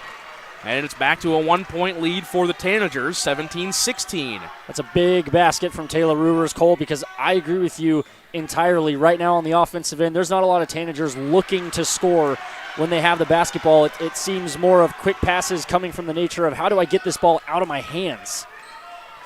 Playing a little bit of hot potato, as were the Chargers. Setzer inside, couldn't get her shot to fall. Now Tanagers with the offensive possession. Contact, bodies hitting the floor, and a foul going to be called. I believe it's going to go on Setzer. Yes, it is. First personal. Third team foul now for the Chargers. And here we go with the subs. Lexi Hansen and Amara Thomas in for the Tanagers. Aubrey Van Beek, Emery Lems, and Avery Wrights back in for the Chargers. Give Madigan Wallen some credit as she subs out, man. She has taken some shots here in this first half. Jensen tries getting it out to Roovers. Ball was tipped back at half court by the Alvies at midcourt. Now it's stolen away. Shop, coast to coast, lay-in is good. Sydney Shop now 4 points for her in the ball game. And it's back to a 1-point lead for the Chargers, 18-17. Airmailed the pass. Lexi Hansen tried getting to her sister Casey. Another turnover by the Tanagers. Yeah, Cole, I think that there's been upwards of 7 turnovers for Vermillion here in the second quarter. It's been a struggle right now. Sioux Falls Christian has all the momentum, and they have it just pure aggression on the defensive end. I mean, again, it's just like hot potato for the Tanagers. Nobody wants to hold the ball for longer than 2 seconds because that pressure of just somebody's coming to take this thing away from me. And now Lem's got it inside, and she moved before she got the ball. Travel called, back and forth, turnovers. I know, Spencer, we talked about it pregame. We thought this game might have been a little lower scoring, but this has been completely different offenses than we've seen from either of these two teams all season. I credit great defense. I credit it on both ends, too. I mean, the Tanagers started the first quarter with phenomenal defense. Still are not doing too shabby here, but Sioux Falls Christian has also played really solid defense today. I mean, you saw her pickpocket Taylor Roovers up top. That's just incredible. Mara Thomas got the offensive rebound miss. Lexi Hansen with the O-board and the make. 19-18 the score now in favor of the Tanagers. Good crossover move by Shop inside. Body is hitting the floor, and a shooting foul going to be called. And Shop will go to the free throw line. First personal on Amara Thomas, the second team foul on the Tanagers. And now the gym will kind of calm down, quiet down a little bit. Sydney Shop at the free throw line. I'll tell you what, part of the reason this game has gone so fast is because of the limited amount of shooting fouls that we've had as well. I mean, we haven't, Cole, I don't know how many we've had, but it has not felt like more than, 3 or 4 in this entire first half. Well, this is now the 7th free throw of the ball game being shot combined for both teams. Sioux Falls Christian is 1 of 4. Vermillion is 2 of 3. We're all knotted up at 19 with 2 minutes to go in the first half. Roovers crosses into the front court, across the Tanager logo. Casey Hansen, left side, trying to get it to Jensen, who is being very closely guarded. Roovers, step back right wing 3, got it. Taylor Roovers. 1 point in the first quarter, 7 here in the second. She's got 8 total. Back to a 3-point lead for Vermillion. Wrights has it inside. Contact and a late whistle foul called. 2 free throws upcoming for Sioux Falls Christian. Second personal on Amara Thomas, and the third team foul here in the quarter. Avery Wrights to the free throw line to shoot a pair. Just as you said there, Spencer, that's an announcer's jinx. We haven't had too many shooting fouls, and now 2 in a row.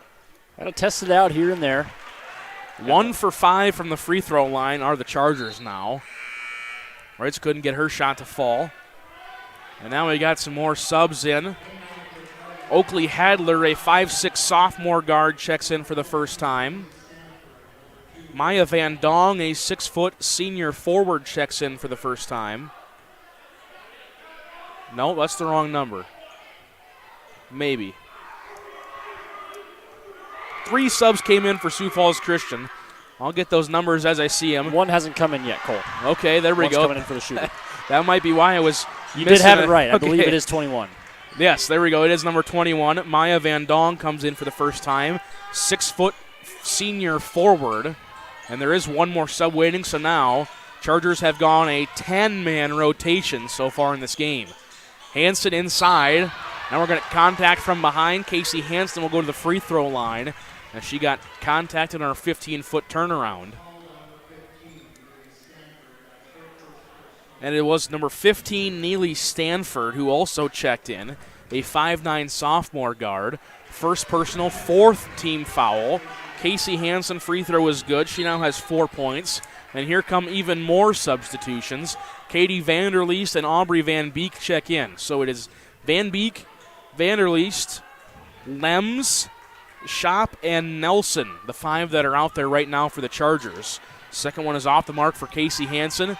It is Casey Hansen, Taylor Roovers, Lexi Hansen, Brooke Jensen, and Amara Thomas are the 5 out there for Vermillion. It is 23-19, 65 seconds to go in the first half. Again, thanks for tuning in. Vermillion Tanagers Live and Live Ticket TV. I'm Cole Larsch alongside me, Spencer Buley. Sydney Shop, her shot inside, could not get it to fall. Lexi Hansen with the rebound. She's contacted, and she'll go to the free throw line to shoot 2, is because we are now in the bonus here for the second quarter. Yeah, Cole, and I know this game is definitely, it looks like we have some confusion here. Hold on, we get this sorted out. There we go. Wrong free throw line. But, Cole, this game is definitely slowed down. And one note on all the substitutions for Sioux Falls Christian is that we saw the pace of this game be very fast at the start. And at some point, it's going to get back to that really fast pace. Sioux Falls Christian has the advantage in fresh legs. They get, every minute or so, they're subbing in 3 or 4 different girls. So they are constantly, it's almost like a hockey rotation for this Sioux Falls Christian team. Fresh legs all the time. They have the advantage when it comes to outrunning their opponents.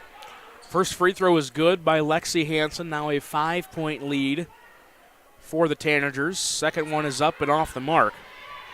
Tanagers now 4 of 7 from the free throw line. 24-19 is the advantage. 47 seconds to go here in the first half. Van Beek has it, now top of the key to Nelson. Nelson guarded by Casey Hansen. Takes a couple dribbles inside. Now they're going to swing it around. Shop has it. She'll take the 5-footer. That one's off the mark and no good. Brooke Jensen with a big defensive rebound, her 4th of the ball game. Shot clock is off for the Tanagers. Yeah, walking away with some points here, Cole, will be huge. It's already been a successful second quarter for the Vermillion Tanagers given the score, but to find some points here gives you just that extra bit of momentum heading into half and all the confidence in the world coming into half number 2. Roovers has a count, now gets away from it. She's got it right side with 6. Roovers to Wallen. Wallen, she'll take the top of the key 3. Going to miss left, no good. Nelson with the rebound. Shot is not off in time from half court. And that is how the first half of play will end. 24-19, the Vermillion Tanagers are the underdogs here tonight. They have the lead at halftime. We're going to step aside when we come back. It is first half stats and analysis, as well as some scores from around the state of South Dakota, specifically in Region 4A, when we're looking at this whole playoff picture. That is all on the way next. Vermillion Tanagers Live and Live Ticket TV. The innocence of youth. Is there anything any better? But soon they'll be in high school and facing all the same challenges you faced. How to make friends, how to fit in, how to be cool. We want our children to have everything they'll need to live fulfilling and productive lives. Make sure the kids in your family are among the more than 57,000 participants here in South Dakota who take part in high school sports or activities. Make a big impact on your land for less at Grossenberg Implement. Right now, used planters and air seeders are aggressively marked down and have great financing options for those who qualify. Stop by any of Grossenberg's 9 locations in South Dakota, Nebraska, and Wyoming, or check out used planters and air seeders online at grossenberg.com. Grossenberg Implement, where service is the other half of a great deal. Do you have a pest problem? Got bats, ants, termites? Family owned and operated, Olson's Pest Technicians have had over 50 years experience taking care of pest problems in places across South Dakota, Nebraska, and Iowa. Utilizing brilliant methods such as Centricon bait stations for termites and Vicane treatment for bed bugs. There's no pest too tough for Olson's Pest Technicians. If you have pest problems, call 800-KILL-BUGS. Insurance rates are on the rise, and now more than ever, every penny counts. With me, John Brooks at DFS Insurance, we can look over your coverages and find the right insurance carrier to help you keep your costs down. At DFS Insurance, I'm an independent agent, which allows me to offer a variety of different carriers to fit your needs. When you're ready for your free, no obligation quote, give me a call, and we'll get you on the path to the best and most affordable insurance you need with Dakota Financial Services. Welcome to Dakota PC Warehouse, where our staff aren't just friendly, we're certified nerds with a side of tech genius. Prepare to be awed as we unleash a barrage of geeky charm and unbeatable deals on PCs and HD TVs. And our tech gurus, armed with determination and a questionable assortment of snacks, can fix just about anything. We love technology and making it work for you. Dakota PC Warehouse, because being a nerd is our superpower. Welcome back to the Vermillion Booster Club Press Box, proud supporters of all Tanager athletics and the student athlete.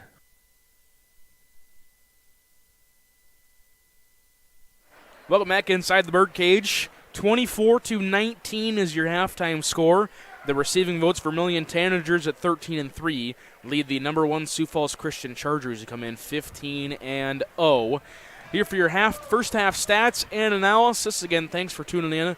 As always, to Vermillion Tanagers Live Ticket TV. Get you your first half stats. First for the Chargers of Sioux Falls Christian. Avery Wrights leads all scoring, 9 points for her. She had 6 in the first quarter, just 3 in the second. Sydney Shop off the bench has 5. Katie Vanderleest has 3, and Maya Nelson has 2. And that rounds out all their scoring. Vanderleest also with an assist. Sydney Shop with a steal. Maya Nelson with 2 boards, and Setzer with 4 boards. Sioux Falls Christian, they went 1 of 6 from the free throw line in that first half. They scored 9 in the first, 10 in the second for their total of 19. As you can see, we got some pop a shot going on, shoot a three-pointer, get a 2-liter to pop. I know there's a video out there somewhere that some of my friends got it. I pulled up from about 28 feet away and nailed it. Donated the pop to somebody else. I need to see that video. I donated the pop to the guy that gave me the $1. Fun fact about that one.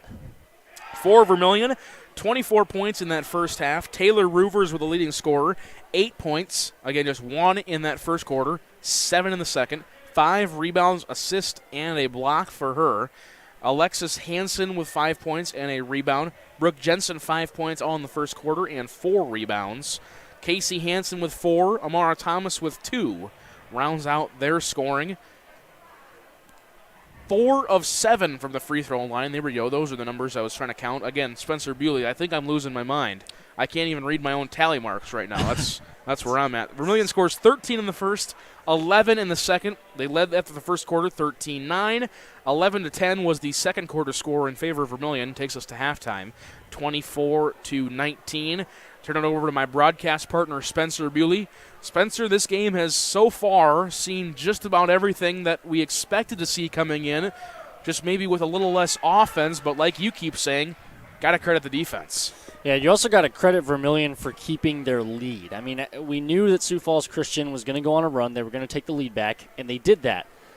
Vermillion, I think, as we were watching it, in a span of about 10 possessions, committed 6 or 7 turnovers, it felt like. Again, not an official number, just what it felt like. But to keep their lead, that's all because of the defense. I mean, they just held the number 1 team in what could be the entirety of girls basketball to 19 points in a half, a team that averages 61.1 points per game. So you got to credit Vermillion's defense, but also Sioux Falls Christian scoring just 19 points in a half and only being down by 5. That's a pretty good spot for them given all things considered. I mean, a lot of times it's the second half when you see these Goliaths kind of wake up a little bit. So it'll be very interesting to see what kind of offensive team we see take the floor here in half number 2 for Sioux Falls Christian. Again, 24-19 your first half score. Let's take a look at some scores from around the state of South Dakota, specifically in Region 4A, as we're talking about the pregame show. 4, 5, maybe 6 games, depending on which team you're looking at, as we start to round out the playoff picture becoming oh so important. Again, 24-19 here in the Birdcage. Lennox defeats Baltic 65-28.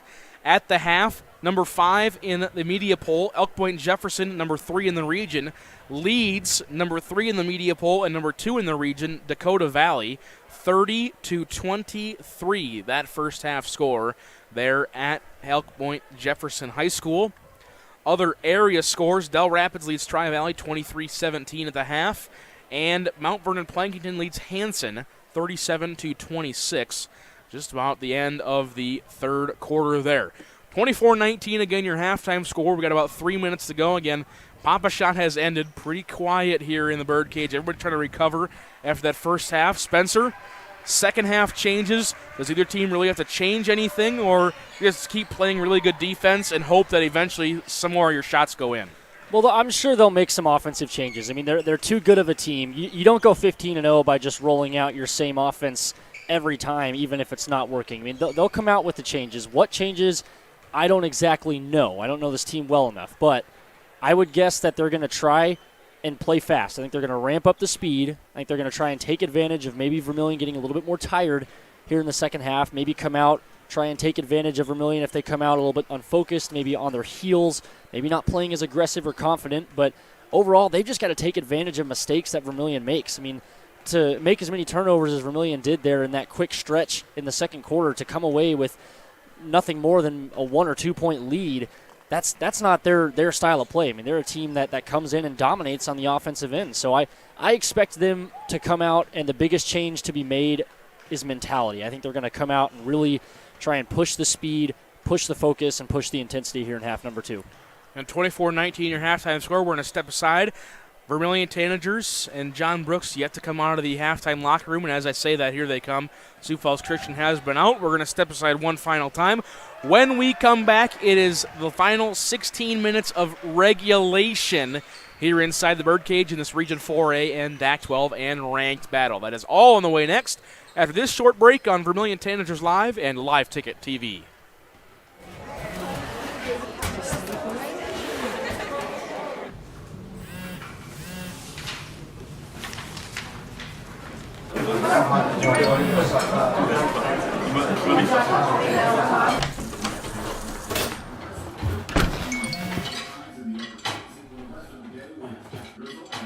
When the world feels big, a small note can mean everything. Find mental health support at sdbehavioralhealth.gov. For healthier crops and stronger yields, count on Nutrien Ag Solutions. By partnering with the leader in plant nutrition, you'll have access to innovative products and unmatched service that deliver impact and efficiency to every acre. Healthier crops, happier growers. Lead the field this season and beyond. Find your local crop consultant at nutrienagsolutions.com.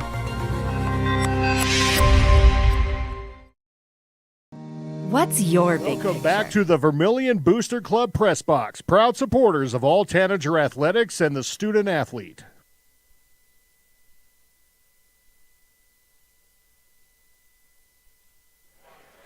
Welcome back inside the Birdcage. 24-19 was the halftime score.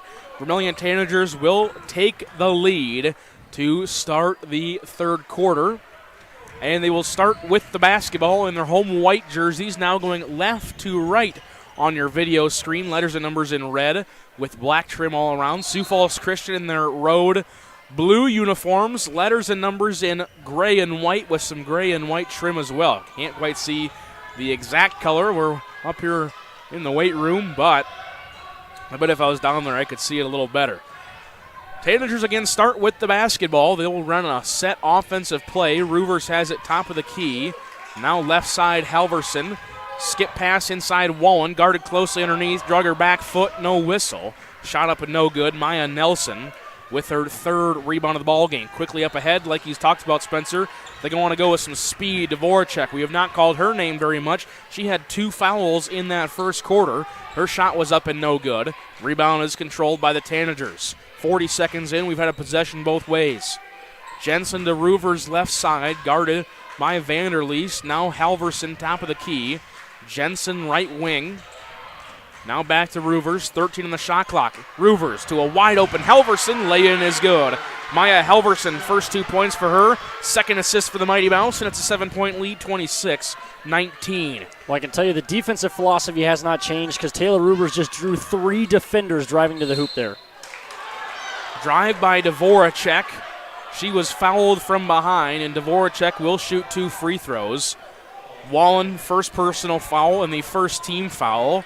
John Brooks gives the look of, are you kidding me? Did you really just call that? And yes, was a foul. One of those we see often, a momentum foul. If the shot goes in, you don't call it, you let it play. If it doesn't, we're going to stop play and shoot 2 free throws. Yeah, one of those partially late whistles, but I tell you what, Dvoracek was fired up after she drew that foul. I mean, that's what I expect most out of Sioux Falls Christian to be the change. As we mentioned over the break, just intensity and focus and energy. Expecting them to kind of wake up here and realize who they are and what position they're in. Dvoracek seems very excited to get back out there. A couple steals, a rebound, now 2 points for her from the free throw line. Clock did not roll there for a little bit of time, so we got an extra maybe 20-ish seconds to play here in the third quarter.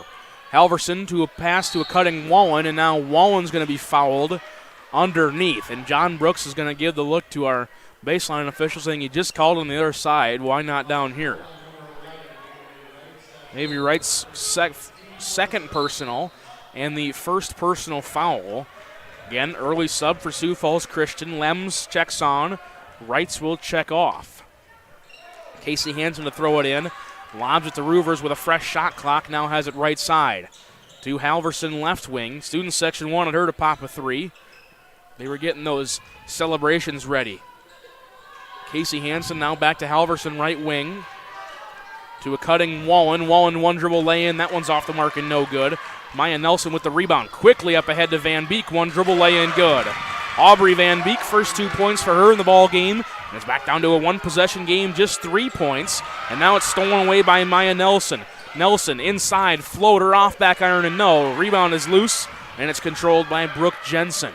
Roovers has it. She will let the defenders go by and she will cross the Tanager logo. We've played 2 minutes and some change here in the third quarter.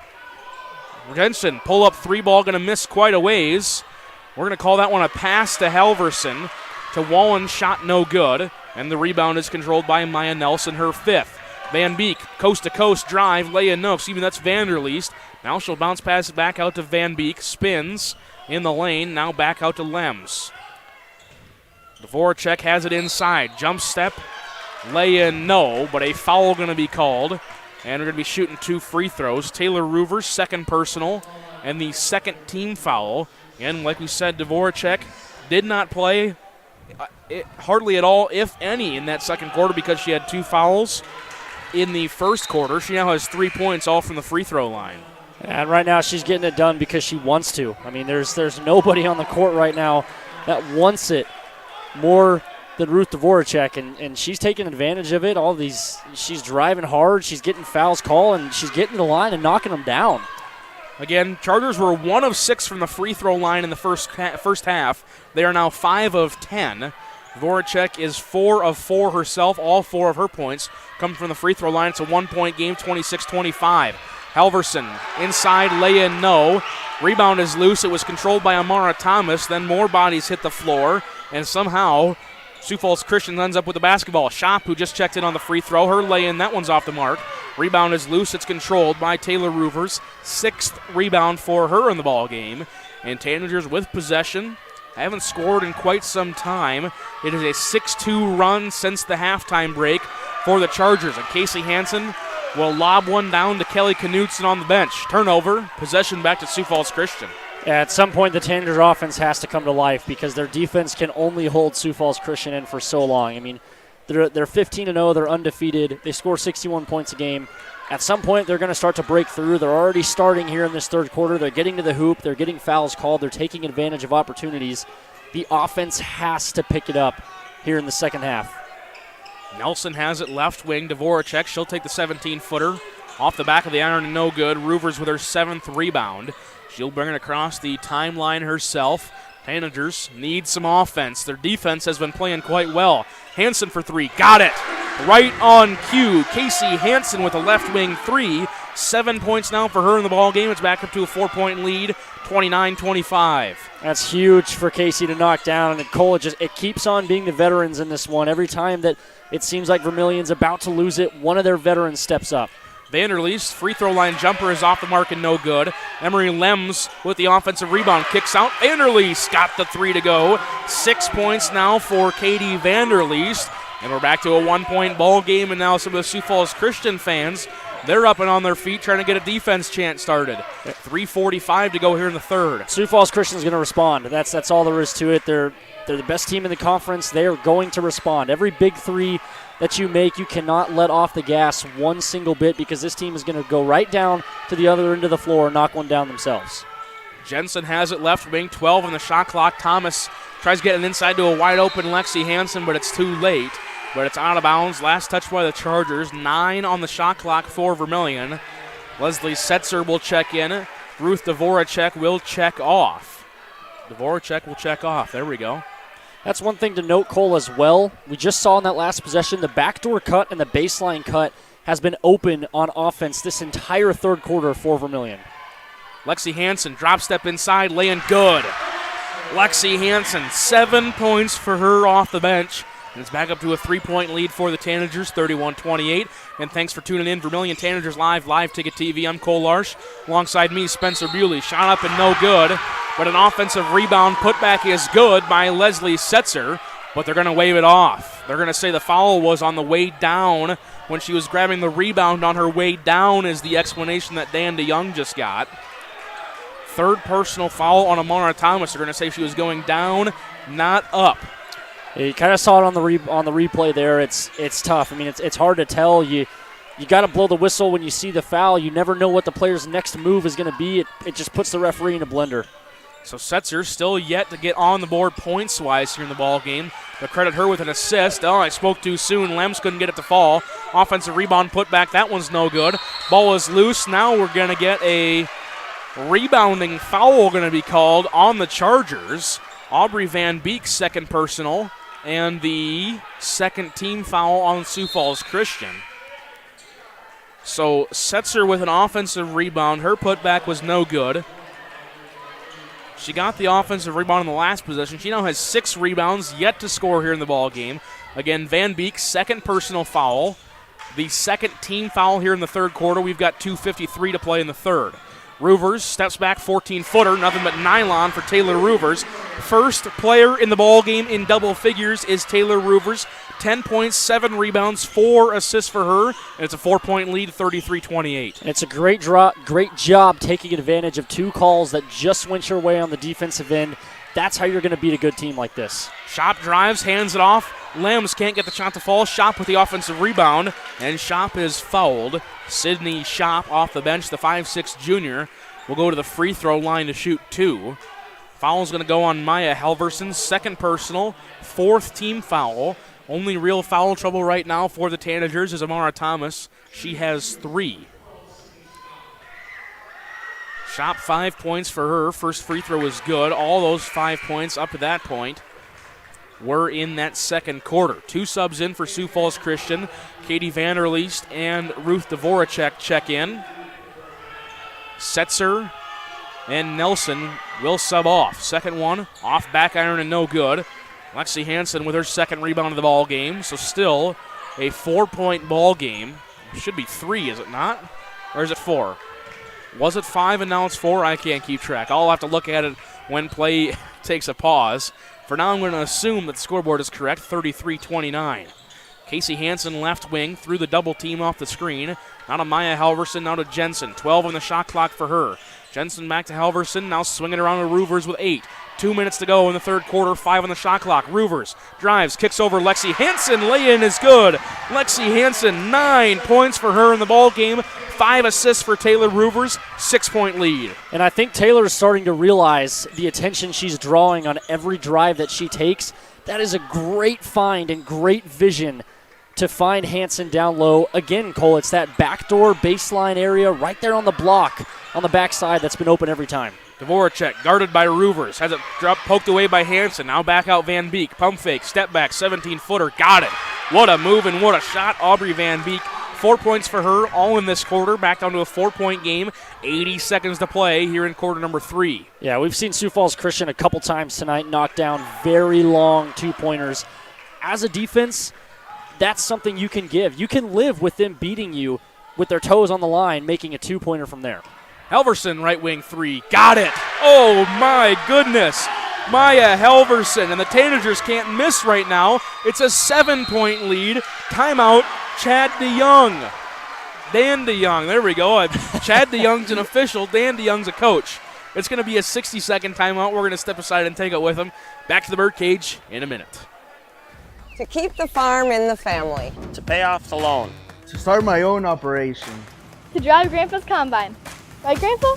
If owning a successful operation is in your big picture, First Bank & Trust has ag experts to help you plan for the future. To diversify. To teach her how to drive a combine. Find out how First Bank & Trust makes managing your farm easier at bankeasy.com. Life can get pretty busy out there. Daily commutes, carpooling, and then there's that weekend getaway. Cenex is here to keep your vehicle fueled up for those long drives, your pantry stocked for those snack cravings, and the propane grill ready whenever you are. Things can move fast, but with your local Cenex, you can rest assured that everything on your list will get a checkmark. All in a day's work, powered locally at Cenex.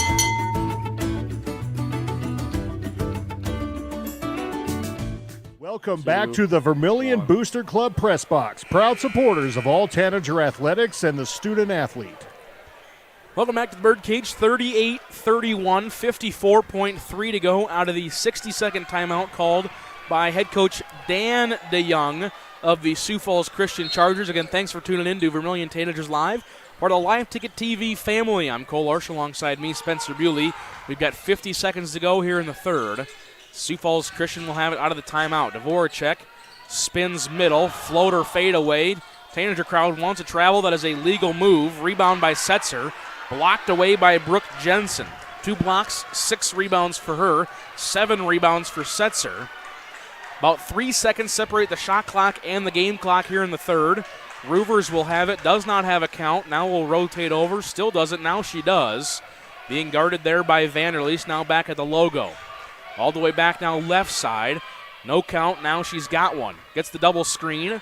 Roovers still's got it right side. Kick back to Jensen. Swing over Casey Hansen, pass too hot for her. She'll drive inside, lay in, flailing, partially blocked by Setzer, and it's out of bounds. 5.6 to go in the third, 3 on the shot clock. See what Tanagers can get. If they can get this bucket and a defensive stop here to end the quarter, give them a lot of momentum. Maya Halverson was wide open on the block there, you saw on the replay. Hansen puts up a 3-ball off kilter. Out of bounds, and regardless, a shot clock violation, so 1.9 remaining here in the third quarter. Dvoracek to throw it in. They'll get it to Vanderleest. She'll chuck up a 3-quarter court shot. That one's off the mark. That is how the third quarter will end. Vermillion outscores the Sioux Falls Christian Chargers 14-12 there in that third quarter. We're going to step aside when we come back. Fourth quarter action from the Birdcage. On the way next, Vermillion Tanagers Live, Live Ticket TV. Agriculture is like no other business, which makes Farm Credit Services of America like no other lender. Owned by the farmers and ranchers we serve, our customers have a voice in how we work, a stake in what we do, and share in our success. Discover a lender that works for you at Farm Credit Services of America.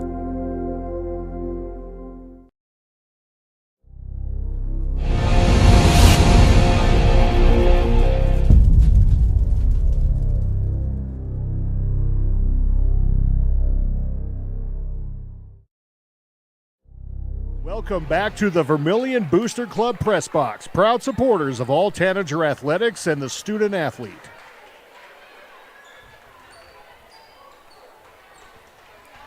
Welcome back to the Birdcage. 38-31 is your score after the end of the third quarter. It was 13-9 at the end of the first, 24-19 end of the second, 38-31 end of the third. Sioux Falls Christian will start with possession of the basketball, going right to left on your video screen. Van Beek pulls up, right wing three, got it to go. 7 points for Aubrey Van Beek. Chargers will start with, they will open up the quarter with a quick 3 points. Now just a 4-point deficit for them. Halverson pass over to Reitz, and she is out of bounds. And they're going to get a double check there. They're just going to say, yeah, she was. They're going to ask about the shot clock, I believe, is what they're asking about right now. I believe because there was no clear change of possession. Maybe there was. Now all three officials going to get together and talk about it here a little bit. So they're going to recall the shot clock before we get set, because they're going to say there was not a clear change of possession. So the shot clock will go back to 30. Tanagers do still have the 10 seconds to get it across. 4-point lead, 7:36 to go here in the fourth. Roovers double-teamed. Now to Jensen at the logo. 4-on-3 break. Casey Hansen right side. Long pump fake, and now he will set up some offense for the Chargers. Jensen, right wing, hands off Wallen. Now to Roovers left side. 15 on the shot clock. Roovers to Halverson. Casey Hansen right side. 12 on the shot clock. She'll start a drive. Now back in the corner with 8. Wallen's got it to Jensen. Jensen with 5. She'll start to drive. Now spin. Jensen contested 12-footers off the mark and no good. Dvoracek with her first rebound of the ball game. She'll go coast to coast. Now she'll slow things up. Wrights has it. Now Vanderleest left side for the Chargers. 38-34. Pocket is picked by Taylor Roovers, and she will maintain possession. First steal for Roovers. Tanagers trying to get some points on the board here in the fourth quarter. 38-34, 6:42 to play in quarter number 4. Roovers has it left side. She'll go away from the screen, drive baseline, count the bucket and the foul for the Mighty Mouse.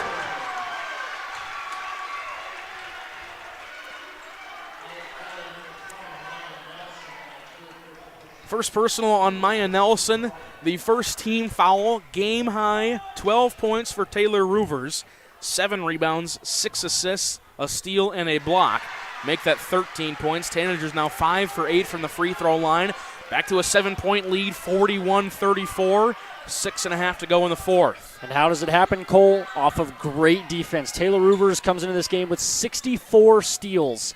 Finds another one in a huge moment, and now Brooke Jensen nearly gets another takeaway. She called for a foul, but those were good fouls to give because there's a high percentage chance that you end up with a steal as opposed to a foul there if you do that 10 times this game. And just got Dvoracek on the arm a little bit. Second personal. First team foul on the Tanagers here so far in the fourth. They get it in Vanderleest. Vanderleest spins. Shot was well off the mark. 8th rebound for Taylor Roovers. And she will walk it across the Tanager logo. 6:05 to go in the fourth. Timeout going to be called by head coach John Brooks. A 60-second timeout. We're going to step aside and take it with him. 41-34, your score. Back to the Birdcage in a minute.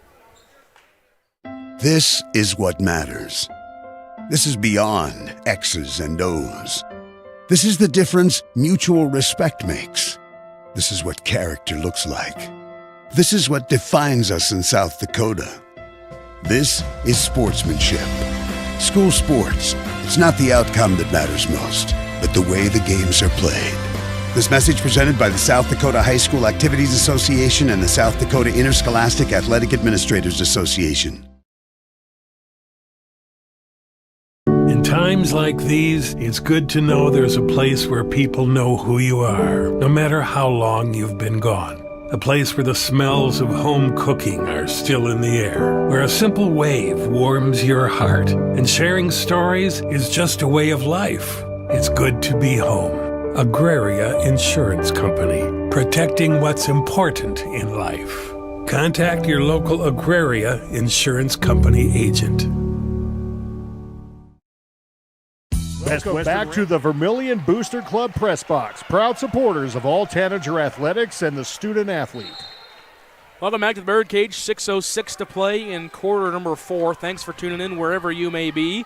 Vermillion Tanagers live and Live Ticket TV. I'm Cole Larsch alongside me, Spencer Buley. Tanagers 6 minutes away from upsetting the number 1 team in the state. Brooke Jensen, first points for her since the first quarter. She now has 8 in the ball game, 7 assists for Taylor Roovers, double-digit lead for the Tanagers. Big-time moment for Brooke Jensen as well to knock down a 3. Not one that's traditionally hitting all the time from beyond the arc, just shooting 26%. But again, Cole, the story of this game has been the veterans stepping up for Vermillion when they need them to. Well, goes out of bounds, almost forced another turnover. Tanager crowd trying to will their team to an upset of the number 1 team across all metrics. And now an offensive foul going to be called. Illegal screen on Ruth Dvoracek. Third personal and the second team foul. What little momentum Sioux Falls Christian had, just about all the way out the window. Yeah, this has been great for Vermillion so far. They've started this second half firing, start to finish. I mean, they're executing on all facets right now, but 5.5 minutes away, Cole. This is going to be the hardest 5.5 minutes to close a game they have had all season long. 4 substitutions in for Sioux Falls Christian out of that dead ball. Oakley Hadler, Emery Lems, and 2 others. I did not see either of the 2 numbers that came in. Roovers drives in, Wallen off the glass, and good for 2. First 2 points for Madigan Wallen, 8 assists from Taylor Roovers, 12-point lead for the Tanagers with 5 minutes to play. Quickly the other way, shot blocked away from behind, but possession will stay with the Chargers. They get it over. Neely Stanford, who checked in off that last dead ball. She drives left, lay in, that one's off the mark and no good. Roovers with her 9th rebound in the ballgame. Sioux Falls Christian crowd, as well as Dan DeYoung wanting a shooting foul, nothing called. Wallen now out to Casey Hansen. 5 substitutions will come in on the next dead ball for Sioux Falls Christian. Casey Hansen pulls up top of the key, off the side of the rim, no. Offensive rebound, put back is good for Madigan Wallen.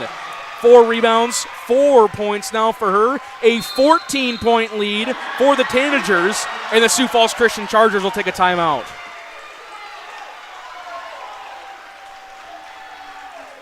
You know, Cole, I've credited the big 3 of this Tanagers offense a lot tonight, and the veterans. But I also, the bench players and the other role players on this team have stood out so much. I believe they're probably all on the scoreboard, if I'm not mistaken. I mean, at some point, we already had, 5, 6 Tanagers very early on. So I believe all 5 have scored multiple times. All 7 Tanager players that have been in the ball game have scored, and there are many of them also in the stat book, plenty of other times as well. Yeah, so you got to credit them as well because, again, all night, especially in the second half, Sioux Falls Christian has overcommitted on the big 3 of this team, and they've left some of these role players open, and they've taken advantage of it. 48-34. Quick update from some other scores around Region 4A. With 4 minutes left to go in the game, Dakota Valley leads Elk Point Jefferson 54-49. Again, you can see those scores on the bottom of your screen thanks to our partnership with SD Scorefeed. Again, Lennox defeated Baltic 65-28. And this is the other Region 4A game going on here. 48-34 is the lead for the Vermillion Tanagers. 4.5 to go. Dan DeYoung will have 2 timeouts remaining in the last 4:30 of regulation. They need to get some offense going if they want to give themselves a chance. All the momentum is on the Vermillion Tanager side. Again, 5 new players in for Sioux Falls Christian. Quick 3 going to miss everything from Avery Wrights. Student section going to let them know. And another turnover, possession, back to Vermillion. I assume that is not the shot they were looking for out of the timeout, but most of tonight, Vermillion has taken away the first option on the offensive end for Sioux Falls Christian. Lexi Hansen just checked in. Halverson went out. Pass through the hands of Casey Hansen right into the Vermillion bench. So another turnover, possession back to Sioux Falls Christian. Back and forth we go here, Spencer. Back and forth we go. Yeah, it's going to be moments like that that are going to give these Vermillion Tanagers fans, players, and coaches some gray hairs. But you got to stay headstrong. You got to expect to make some mistakes here in the later half of this fourth quarter and keep it going. Maya Nelson inside, shot partially blocked. Foul going to be called on Lexi Hansen. Second personal and the second team foul. Saw it on the replay. Spencer had a similar reaction to John Brooks.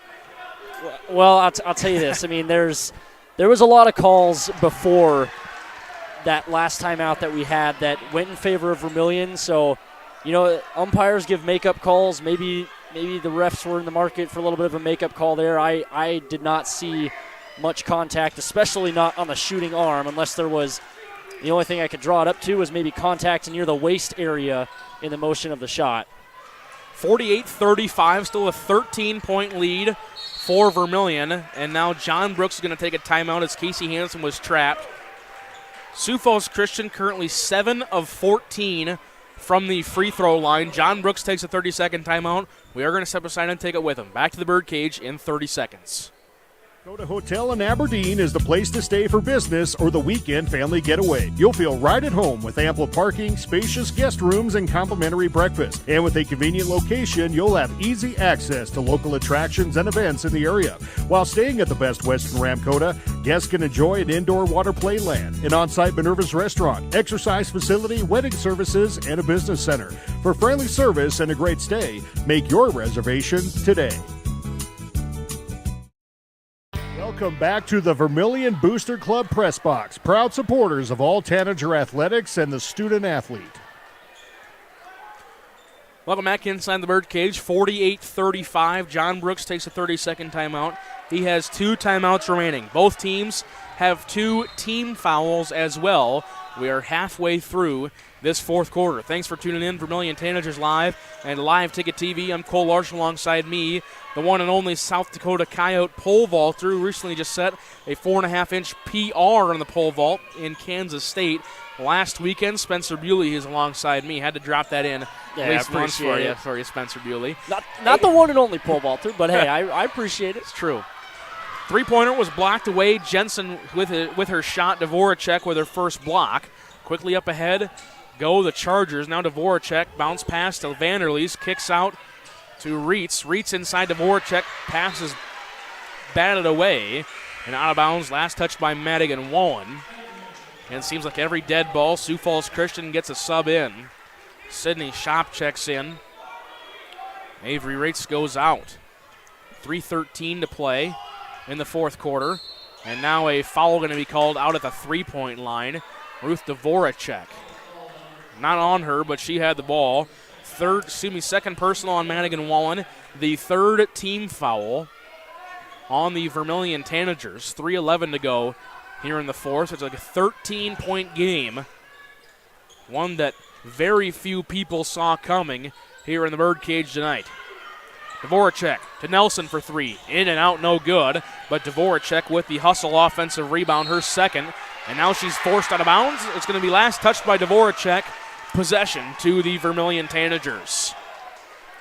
A little far away for our replay cam, but Cole, that's huge. That's a huge play by Casey Hansen because, this team, you just got to be careful with the mental mistakes. You see an unreasonable foul from Madigan Wallen up at the top of the court. Prior to that, not too long ago, you had a ball go right through Casey Hansen's hands, right in front of the bench. It's when you start seeing some of those mistakes string together, you start to worry a little bit, especially you have 3 fouls. You don't want to get into the bonus as well.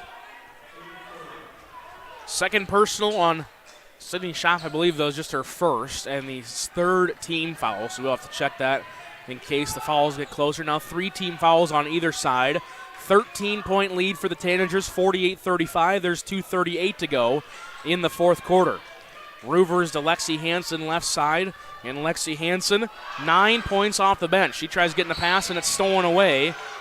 Vanderleest, and now we're going to get a loose ball foul called on the Tanagers. Casey Hansen, first personal. 4th team foul now on the Tanagers. Maya Halverson will check in. Lexi Hansen will check off. And if you're the Sioux Falls Christian Chargers, scored just 4 points so far in this quarter. Got to get something going on the offensive end. Yeah, they have not been able to take advantage of the mistakes that Vermillion has made on the defensive end at all. Tanager crowd, they wanted some sort of call. I was looking down at my sheet, trying to get some stats ready to rock. 3-ball is good. Maya Nelson, 6 points for her. 10-point ball game. Sioux Falls Christian right on cue, got some offense going. Now they're applying the full court pressure. Jensen lost it. Now to Roovers, 3 with 2. She will get it across. Now John Brooks will try to slow him down, get some offense going. Press defense being applied by Sioux Falls Christian across the board, trying to force as many turnovers as they can. Jensen, Casey Hansen, left wing extended. Now to Roovers, back near half court, 10 on the shot clock. Roovers has it back at the logo with 6. Now with 5, she'll drive, floater, got it for Taylor Roovers. 15 points for her, and John Brooks will call his 4th timeout of the ball game. It'll be a 30-second timeout. We're going to step aside and take it with them. Back to the birdcage in 30 seconds. Farming today requires constant adjustment, innovation, and the right seed, and you'll find that with Pioneer Seed at Dakota Seed and Services in Irene and Vermillion. With the most advanced technologies and local experts, Dakota Seed and Service share in your hard work on the farm, adapting to an ever-changing industry. When you need the right seed, protection, and service, make it Dakota Seed and Services in Irene and Vermillion. There's no better organization that gives back to the student athletes than the Booster Club. The Vermillion Booster Club is committed to helping all student athletes grow. Join the Tanager faithful today by becoming a member at GoTanagers.com. While you're there, check out team apparel for your favorite sports team. Like them on Facebook to stay up to date on all the latest information and sports games. Join the Vermillion Boosters today and go Tanagers. Welcome back to the Vermillion Booster Club Press Box, proud supporters of all Tanager athletics and the student athlete. 92 seconds to play here inside the birdcage. The receiving votes in the media poll, number 8 in Class A and number 4 in Region 4. The Vermillion Tanagers at 13-3. They lead the number 1 team across all metrics, and 15-0 Sioux Falls Christian Chargers, 50-38.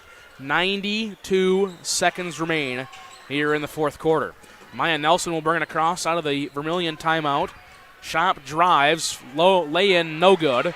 Rebound is controlled by Madigan Wallen. Defensive pressure being applied. At some point, Spencer Buley, if you're Sioux Falls Christian, you start fouling to get free throws. You have to. I mean, because right now there's nothing going for you. I mean, you're down 12. Once this thing gets inside of a minute, it's gonna get out of hand. It's gonna get away from you.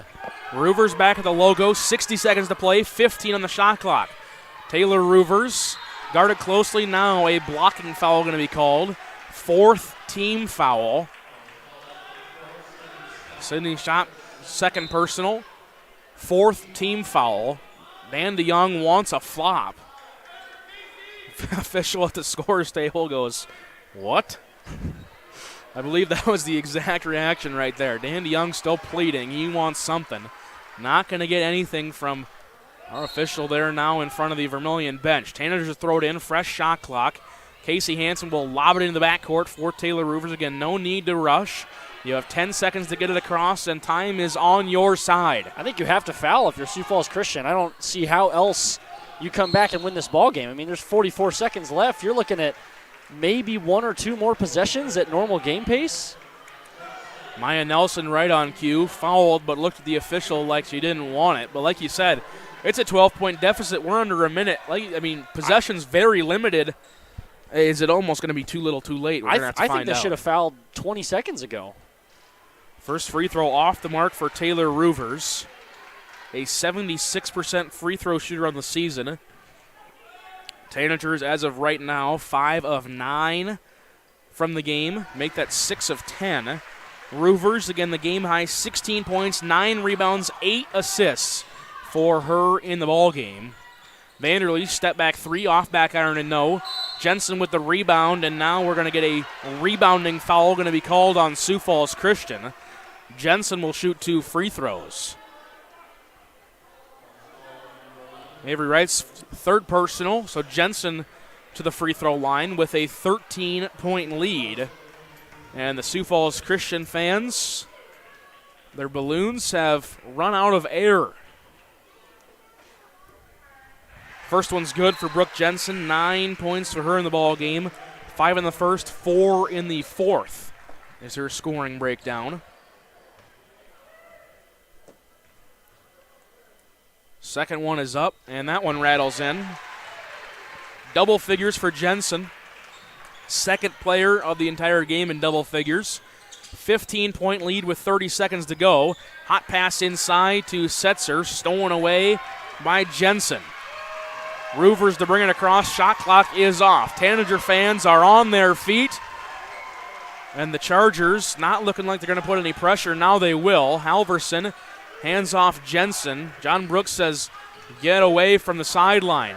Student section chanting, I believe that we just won.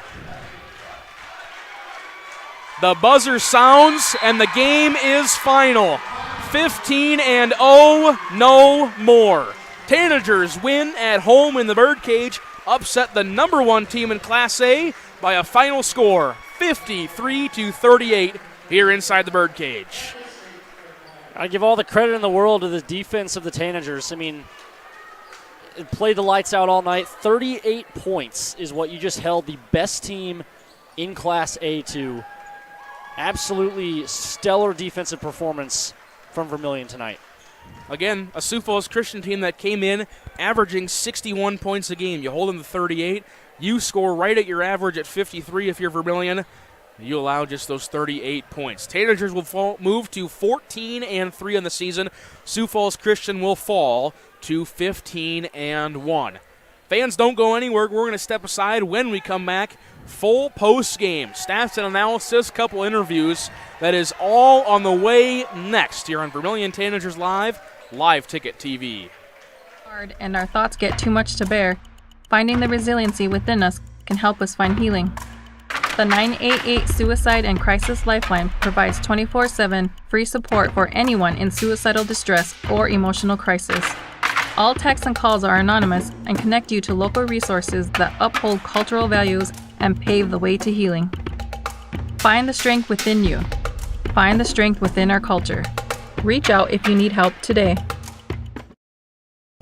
When it comes to advertising, reaching the right market while giving back to the school is just plain right. If you're looking for an effective method that reaches a large fan base at once, then here's your ticket with Live Ticket TV. With over 90 schools in the state of South Dakota, we can help you advertise locally with just your home team or reach the region. Plus, a portion of all sales go directly back to the school. Get a hold of Heath Nimke today, and let's get started in building your brand with Live Ticket TV. Out here, you learn that to keep growing, you have to keep changing.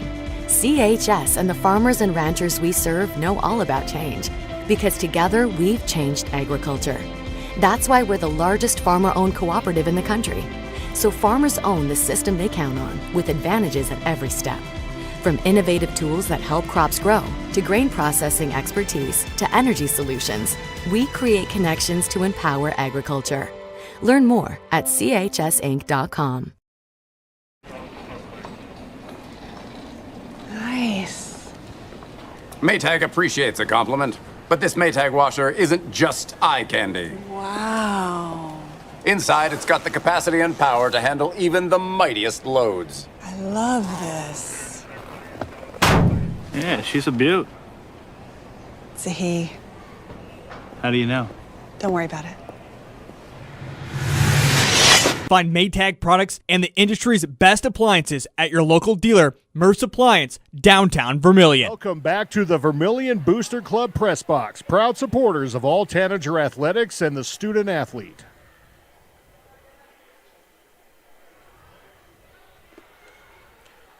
Welcome back to the Birdcage. Your final score, 53-38. The Vermillion Tanagers come up victorious against the number 1 team in the state of South Dakota, no matter what metric you look at. Vermillion will move to 14-3 on the season.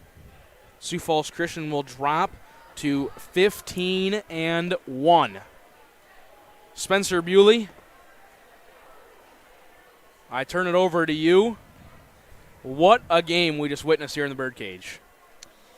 Yeah, I mean, it was incredible. All ins. I mean, shout out Sioux Falls Christian. I mean, they put up a fight. To your point, Cole, I don't know if anybody really expected this. I mean, it's one thing for Vermillion to come out with a win at home by a couple points, but to win by 15?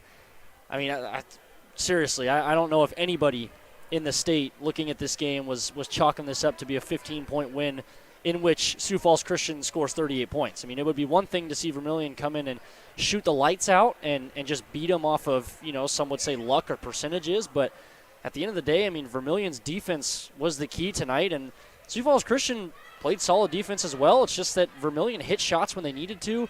Sioux Falls Christian could not do that. They could not find the bottom of the net when they desperately needed it, and that was the story of the game. And 53-38 your final score. Let's give you a run-through of final stats from here inside the Birdcage. First for the Sioux Falls Christian Chargers. 38 points, their leading scorer. Avery Reitz, she finished with 9 points in the ball game, all of those in the first half. 7 points for Aubrey Van Beek, 6 points apiece for Katie Vanderleest, Sydney Schopp, Maya Nelson, 4 points for Ruth Dvoracek, all from the free throw line and all in that third quarter. And that rounds out the scoring for Sioux Falls Christian. They went 7 of 14 from the free throw line. They score 9 in the first, 10 in the second, 12 in the third, 7 in the fourth quarter for their total of 38 points. Again, they will fall 15-1. For the victorious Vermillion Tanagers, 53 points, led by Taylor Roovers, 16 points, 9 rebounds, 8 assists, a steal, and a block for her in the ball game. Brooke Jensen, 10 points, 6 rebounds, 1 steal, and 2 blocks. Lexi Hansen off the bench, 9 points, 2 rebounds for her. Casey Hansen, 7 points. Maya Halverson with 5, Madigan Wallen with 4, and Amara Thomas with 2. That will round out scoring. They shot 8 of 12 from the free throw line. They score 13 in the first, 11 in the second, 14 in the third, 15 in the fourth quarter for their total of 53 points. They will move on to 14-3 on their season. Again, once again, Spencer Buley, it just seemed like you credited it right away. You saw it right away. You even talked about it at halftime. Vermillion's defense did not allow Sioux Falls Christian to get anything going, and it showed late.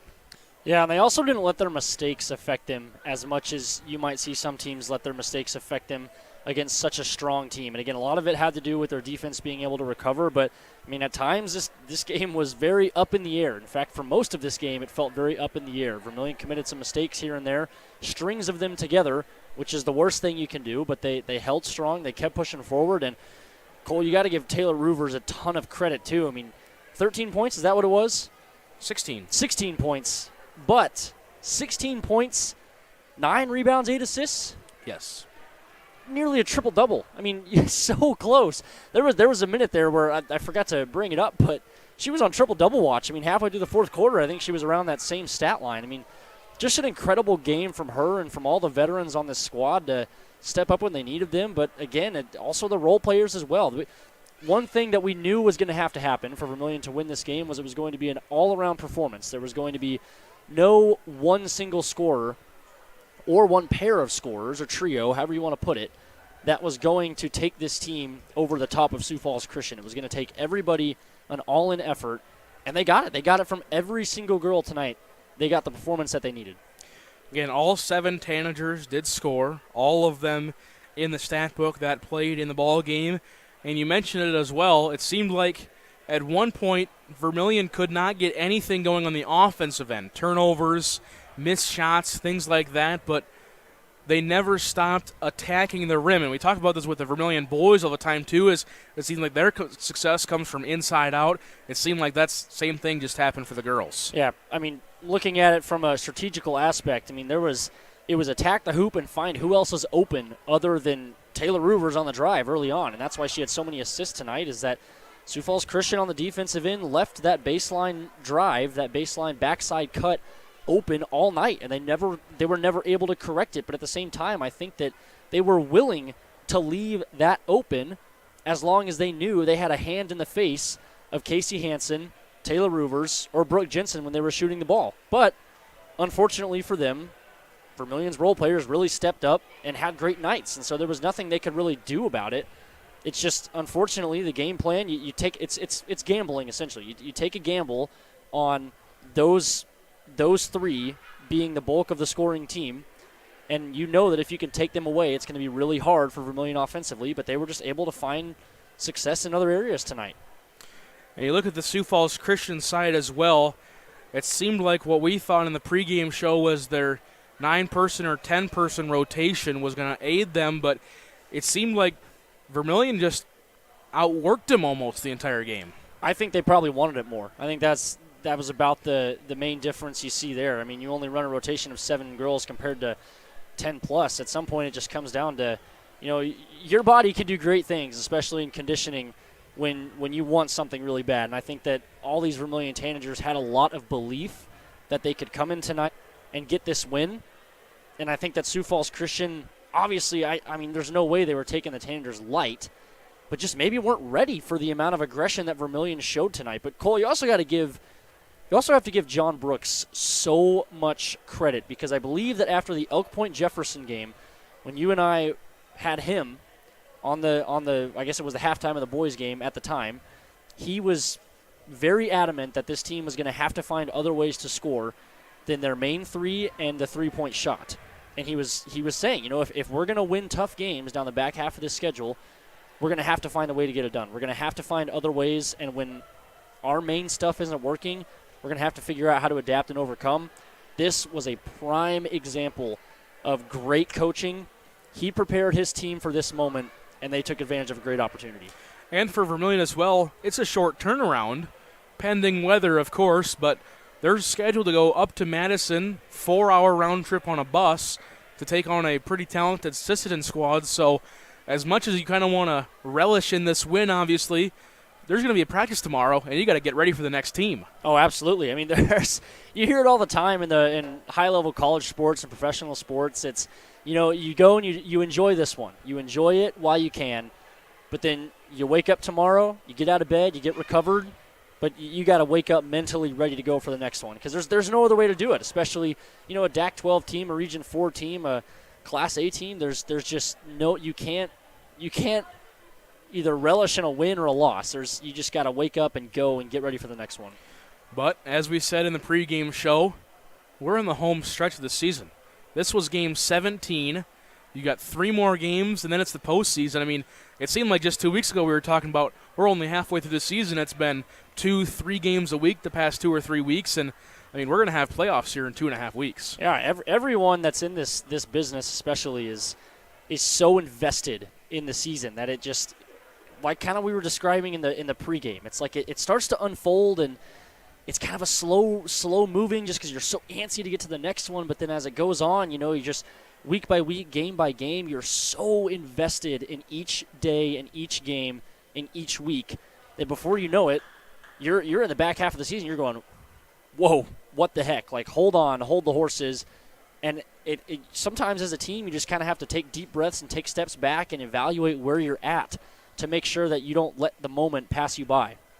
Again, 53-38 your final score. The Tanagers upset the number 1 team in the state of South Dakota in Class A. Again, we were watching some Region 4A scores. Let's get you an update on those.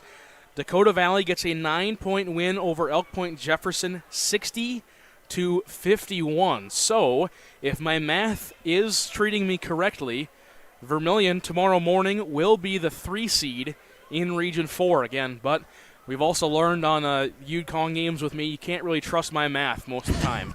So, again, take that with a grain of salt. Dakota Valley will survive and move on. Other scores, again, Lennox defeated Baltic. There we go, 65-28.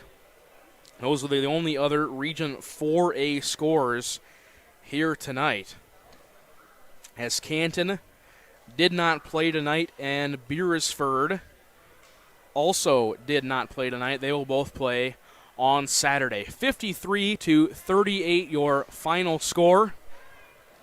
Spencer, obviously some very good things we can take from this game, but like you said, we got 2 more games coming up, Saturday and then Tuesday. It seems like the grind never stops. Grind never stops for us. It never stops for them. I mean, it's high school basketball season, and it's a crazy time of the year. I mean, it's all these athletes, you're going to school all day and you got to take tests and you got to do homework, but at the same time you're so locked in on what you're trying to do when it comes game time here tonight, and just so fun to be able to watch Vermillion take advantage of a game like this, and just great for them overall, especially given the state of the season, back half of the year heading into playoffs. Again, the next game for the Tanager girls will be Saturday at Madison. In the DAC-12 NEC Clash, they will take on Sisseton, scheduled for 1:15. Assuming all things are a go and the weather will hold, we will have that for you right here on Vermillion Tanagers Live and Live Ticket TV. Our next action for basketball will be right back here tomorrow. The boys will take on the Groton Area Tigers. Pre-game at 5:45, tip-off at 6:15. Yes, those times are correct. It's moved up quite a bit. Groton, again, long travel for them. They will play at 6:15 here tonight. We'll have all that action right here. And then, of course, Saturday up in Madison, weather pending. And then Tuesday, we'll have a home doubleheader, another Region 4 and DAC-12 doubleheader. Tanagers will host the Panthers of Dakota Valley, all right here on Vermillion Tanagers Live and Live Ticket TV. Spencer Buley, 53-38 your final score. Tanagers notch another win in their belt. Great game. Couldn't ask for anything better. What a night. You say what a night, and we will sign off for the night as well. Again, Tanagers move to 14-3. Upset number 1, Sioux Falls Christian. They will fall to 15-1. For Spencer Buley, I'm Cole Larsch. We appreciate you all for tuning in and sticking with us here on the post-game show. We'll be right back here tomorrow. Spencer will not. He's traveling down to Lincoln, Nebraska, if I remember correctly, to compete against the Cornhuskers, my beloved Cornhuskers. So myself and Heath Nimke on the call for that one, and then weather pending, of course, on Saturday, we'll be up in Madison as well. For Spencer Buley, I'm Cole Larsch. Again, next action for us will be in about 20 hours or so. Until then, everybody stay safe and warm. Have yourself a wonderful rest of your Thursday night.